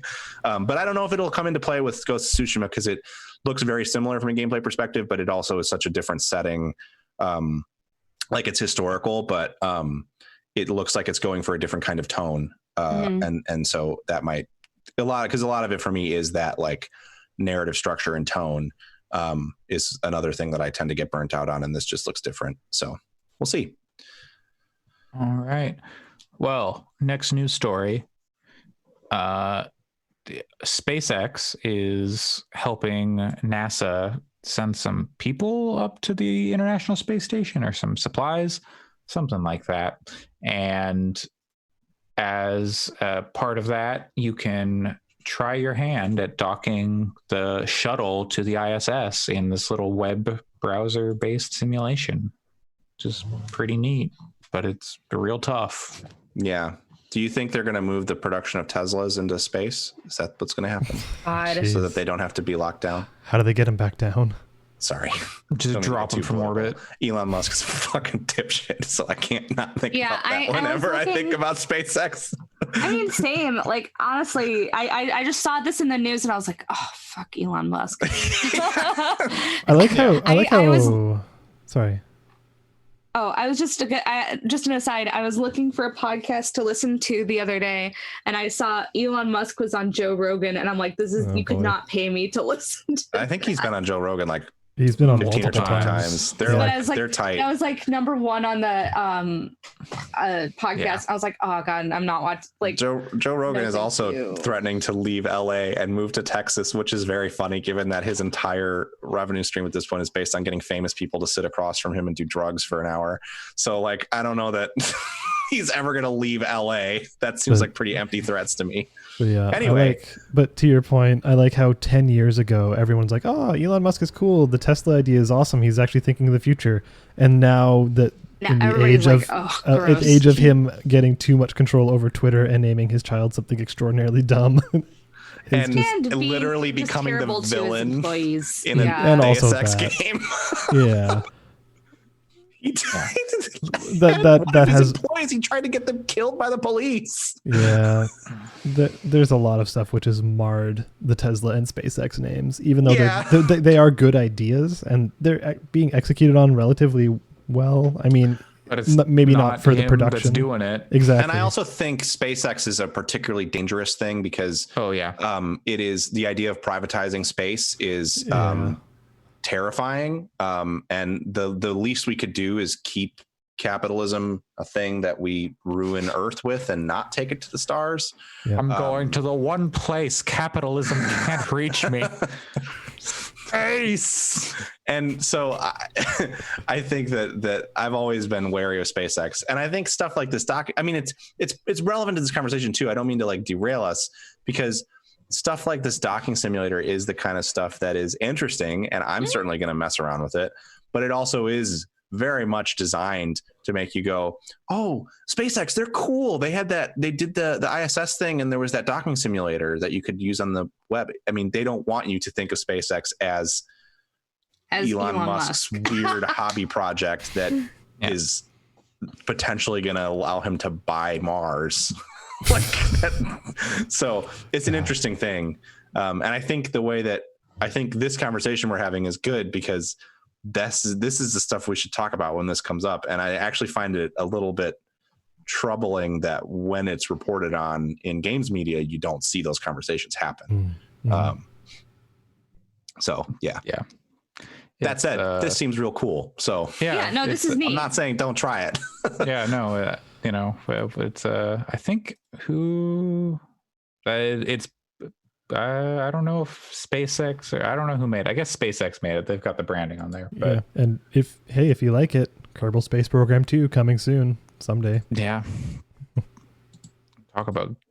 I mean, hey, it's problems. Also, you don't have to give them any money to play it. So just. Yeah. Yeah. And so I think be aware. Like, hey, like Elon Musk is kind of terrible, but but space is cool. No, I like space. And the people who are doing the actual science behind the shit they're making, pretty fucking impressive. Yeah. Yes. I watched Interstellar over the last 2-3 days. It's still good. Anyway, next news story. Alan Wake 10th anniversary. You know what that means? It's coming to Game Pass. That's pretty cool. Yeah, it's interesting. It's Game Pass because it's a Remedy game, but it only ever came. Well, never mind. I was gonna say it only ever came to Xbox, but also came to PC. But yeah, because Remedy got the publishing rights back from Microsoft this year, something like that. Yeah. And then they just handed it back recently. To Microsoft. They're not publishing rights, but just you can put it on Game Pass. They probably didn't have to do any work on it because it's probably just. Microsoft has done all that port work on so much stuff, so probably pretty trivial. Just sure. Alan Wake is a good game. Allison, have you ever played Alan Wake? I played a decent amount of it. I never finished it, but I played it on PC. Yeah, it seems like such a PC game. Port is due. Yeah, I need to actually finish it because I do have it. I think this is early on into me enjoying most horror content, so I was a little bit spooked, but it's a really cool game. I do really like it. It loses some of its spookiness, in my opinion, because it's pretty repetitive. The thing I don't like about it is the combat's very repetitive. Right, it's like flashlight thing, and you're you're good. Yeah, Thermos. The story is really interesting. It's got that Remedy cool to it. So the vibe of it is really good. I think that's the thing that I liked the most about it was just the atmosphere of Alan Wake in general was really neat. And it's so distinctive too, where it's I played it back in 2013, and that's the last time I played it. And it's I still have very vivid feeling of playing that game. So it's just that atmosphere is really cool. Yeah. All right. Next news story. X-Respawn dev leads new X-Respawn leads form a new studio, Gravity Well. Yeah, they are going to do remote work. Yeah, it seems like their studio. Yeah, it seems like they're going to do everything remote forever, which is neat for a AAA studio. It gives them the opportunity to hire a pretty diverse group of people. Oh yeah, there's more opportunities for hiring whoever versus just who's local or who's willing to move. So that's cool. And these are a lot of information besides that. Yeah, but these are a lot of the people who brought you Titanfall 2 and Apex Legends, and even some they were behind Modern Warfare 2, stuff like that. That's Drew McCoy and Slothy, whatever his actual name is. I don't remember his actual name. No idea. It's pretty cool. All right. Next news story. Almost there. The return of one of the all-time greats. Jay Allard is back. Fuck at yes, Intellivision. What? Intellivision? Yeah. To help launch the Amico. What? In October? Yeah. The Intellivision Amico. Why? He got tired of building bikes. But why the Amico? Why the Amico? Because they offered to give him money. Yeah, it was hey, Jay, I got I got a big bag of money. Hey, Jay, everyone in Portland already has a bicycle. Yeah, I don't know. I generally think the Amico looks really cool. The stuff, like, they've kind of shown of it seems intriguing. I don't know. I think attaching Jay Allard's name to it is fucking hilarious. Yeah, I hope they put him on a stage and he flips a chair back and he's like, all right, I'm gonna tell you guys a story. I hope that this is the harbinger for the return of Idle Thumbs. That's the only thing that I can think of. That would be real great. Although that's not going to happen, and they seem very happy, so good for them. But yeah, that's like as far my interest in Jay Allard comes almost entirely from the ways in which he is referenced on that show. So it's the legend behind Jay Allard more so than Jay Allard himself. Yeah, I mean, I've seen those press conferences. I know who he is and stuff, but yeah, he's great. It's weird. He was a network engineer very early on in Microsoft. He's basically the reason the Xbox 360 was so heavily online. Yeah.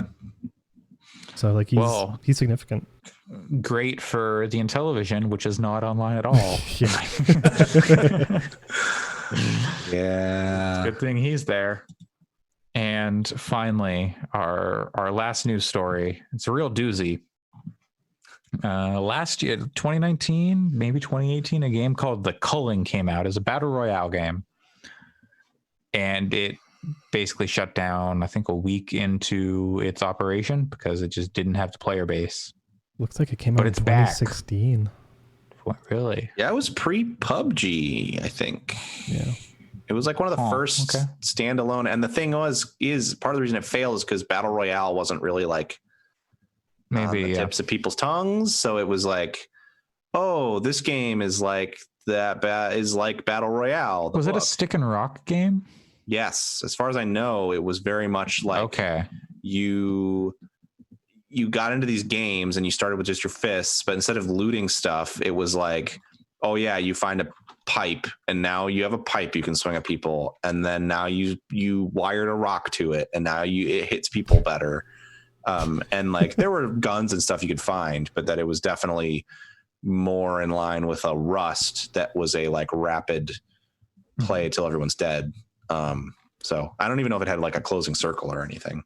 No, I don't think so. Well, not at that time. It is coming back, and your first game every day will be free, but after that you need to pay. Yeah, that's such a strange model. It's like the worst. It's like the modern equivalent of arcade games. I mean, yeah, but it's like I think it's $1 per play when you could die just immediately. Sorry, go ahead.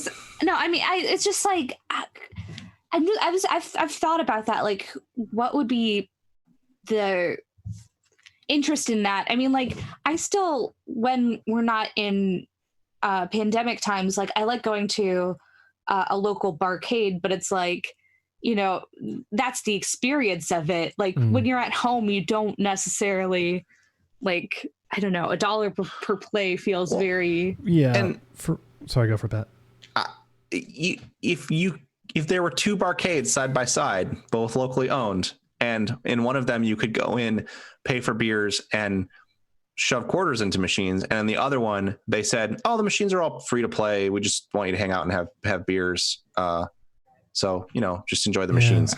Like, you're gonna go to the one with the free machines. Yeah, and I mean, it's bizarre. Yeah, and I don't know. Like, I think that there is a lot more of a justification if you're like, hey, we have bought these big like actual machines, right, versus like, hey, this is, you can pay per match, but also like Fortnite exists, you know? Yeah. Like there's two reasons I can see this maybe being a positive.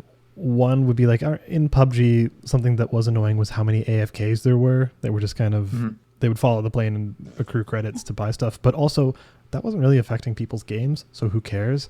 And the other one is like, I could see this like paying 10 cents per match for like a ranked mode of some really good game where you want to get onto like global leaderboards, like that kind of ranked maybe mode. It helps with like cheaters. Well, probably, but either way, It's a I fucking almost think- dumb I mean, like idea. to an extent, that's kind of similar to what like Hearthstone does, right? With the some arena mode. Arena mode, yeah. But at the same time, you can still earn Yeah. like access to that.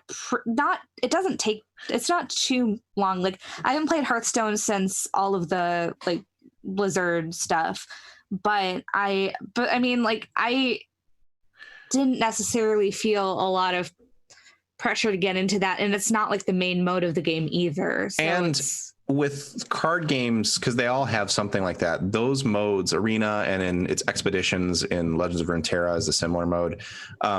They come from the concept of drafting, right? Like draft events where you go to a store and you buy in for $20 and then you pass packs around a table to draft cards. And in physical, like Magic the Gathering draft events, you leave with the cards that you got.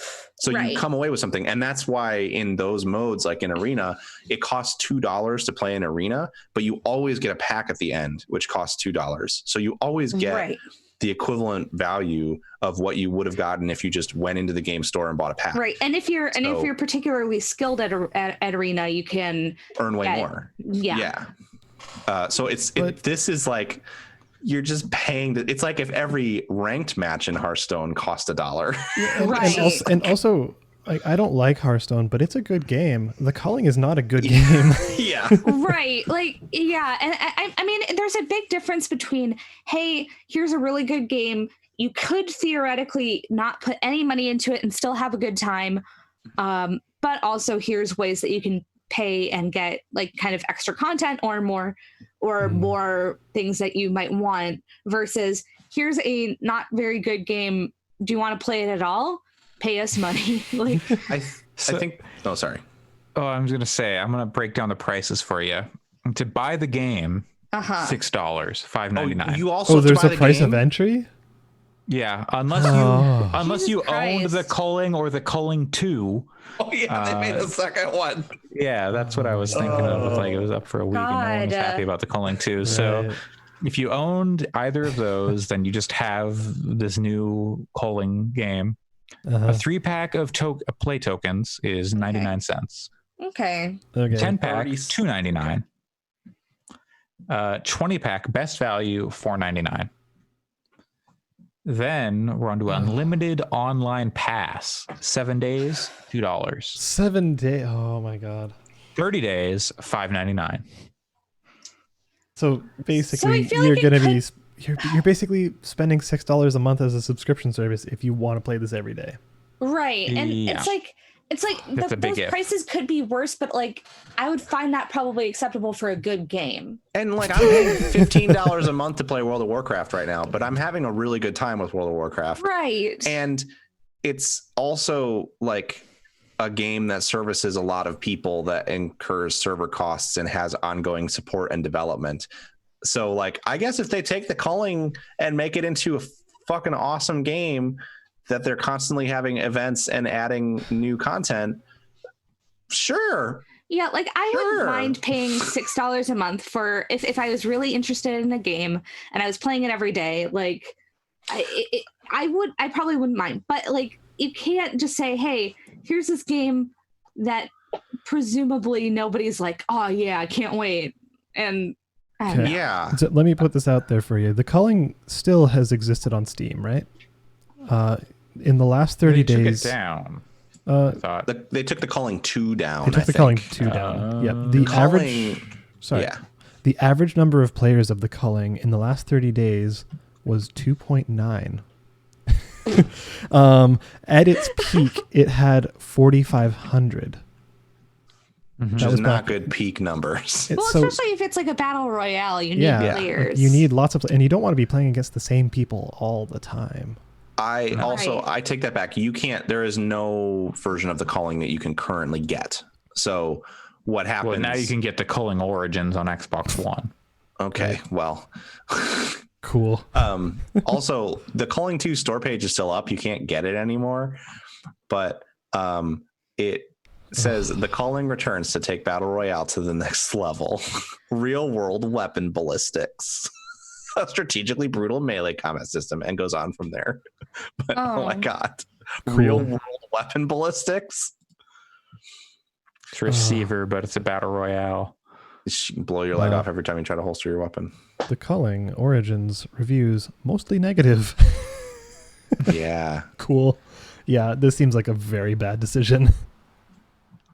But they got that Xbox exclusivity. But they're not doing it for it's a bad decision. You know who's a bad decision for is Microsoft to like give them the ability to release this thing, because like this is actually probably a great decision for them. They're going to use recycled assets. They're getting airtime because they're doing this weird pricing model, and you know they'll probably make some money off of this because people are going to be like, well, this is dumb, I'm going to do this. Sorry. And it's a meme. I just looked at the video which is announcing this. It currently has 543 likes, 26,000 dislikes. Oh God. Bad attention's better than no attention. You're right, I mean, like, but that ratio is amazing. Views, hate views are still, you know, you can still cash in hate views. They're not monetizing this trailer. Oh.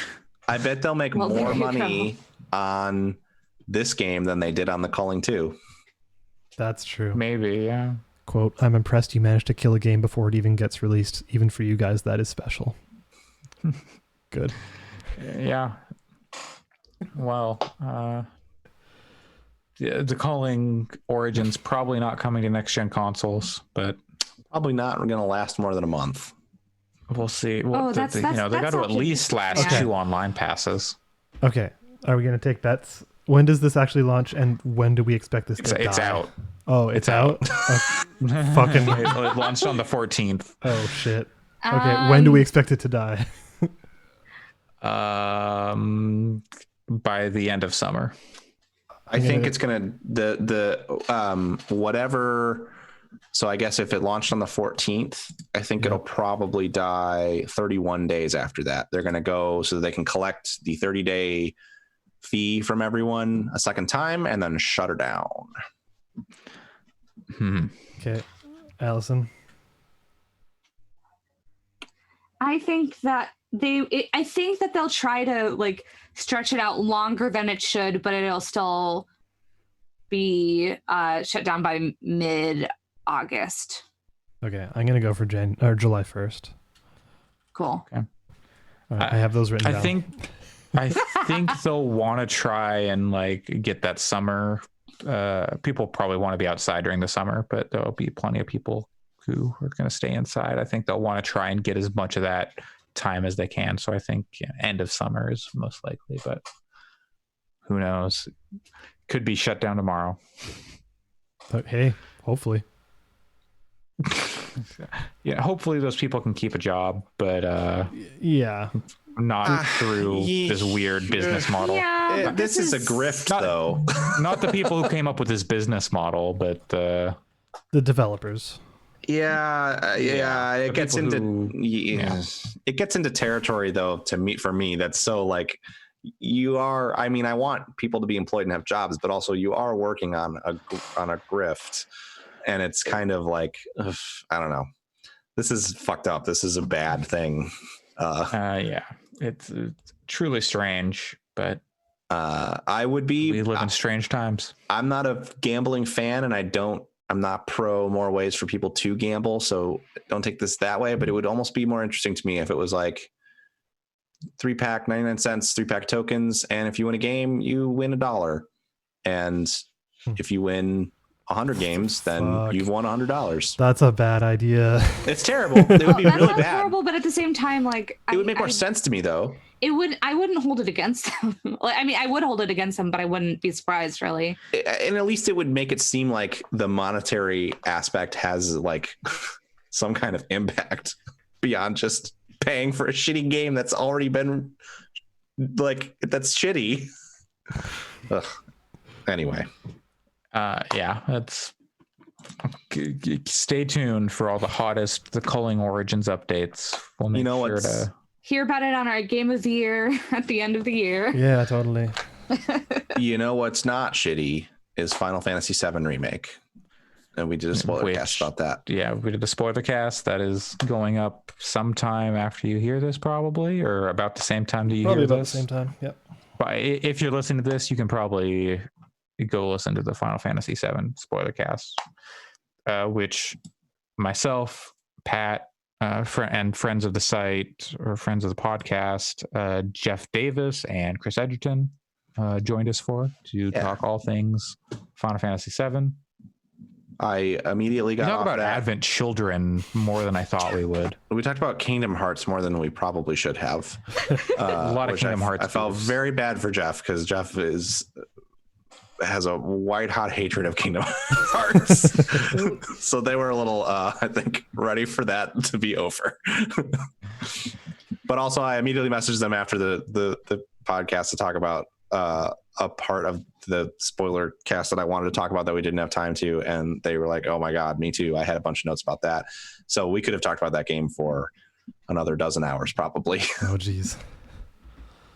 There's a lot there, but we'll have a chance in another 5 years once part 2 is ported to Unreal Engine 5.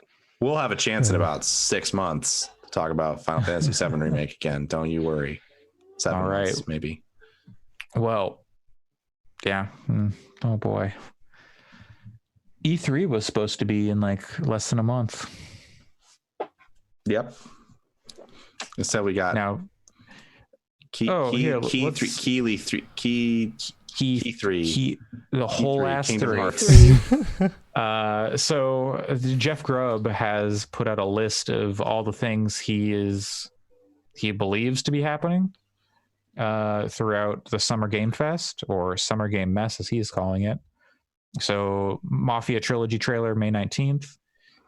This list says Mel Gibson picture. I think it's a Mad Max thing that he believes there's a Mad Max thing happening. Okay. This is more iffy now, is in parentheses after Mel Gibson picture. I love Jeff Grubb. I think he's batting about 500 on predicting announcements at this point. So I would take some of these unconfirmed ones with a grain of salt. PlayStation event on June 4th. June 6th to 8th is the Guerrilla Collective. Is that the Kind of Funny thing?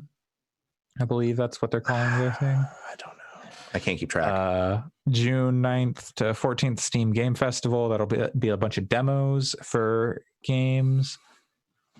June 10th, Xboxing Day. June 11th, Cyberpunk 2077 trailer. June 11th, EA Play Live. TennoCon. July 12th, Ubisoft. July something Xbox Game Studios reveal, which we know that is happening. We just don't know the date. Early August, a State of Play featuring PS5 games. It is August 24th, Gamescom. It is, if the PS5 is coming out this holiday, and I don't think that this is inaccurate, but it is fucking wild that we might not see PS5 games until like 3 months before that thing comes out. Supposedly June 4th is the supposed to be. Okay. Yeah, so June 4th is there supposed to be like a whole bunch of PlayStation games. Okay. I would hope, because yeah. Wow. If there was like 3 months, that would be fucking wild. This is supposed to be like a bigger event, and then August is just like a State of Play. Gotcha.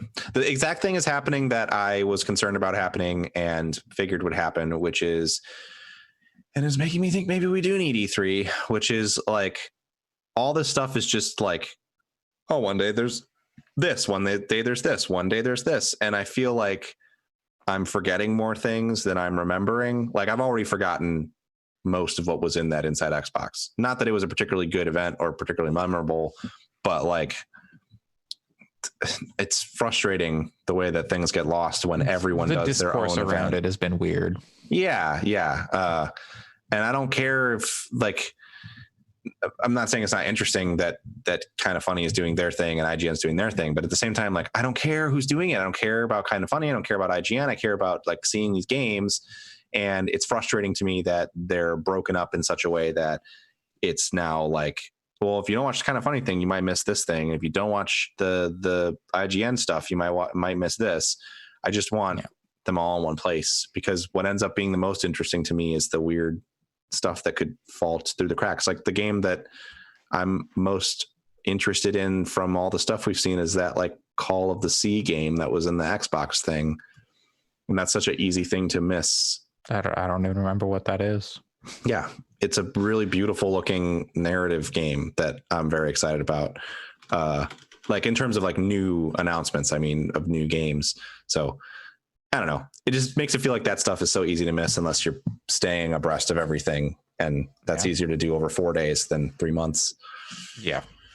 Well, with that, we're going to wrap it up here for this episode, which went much longer than anticipated. They always do. They always do.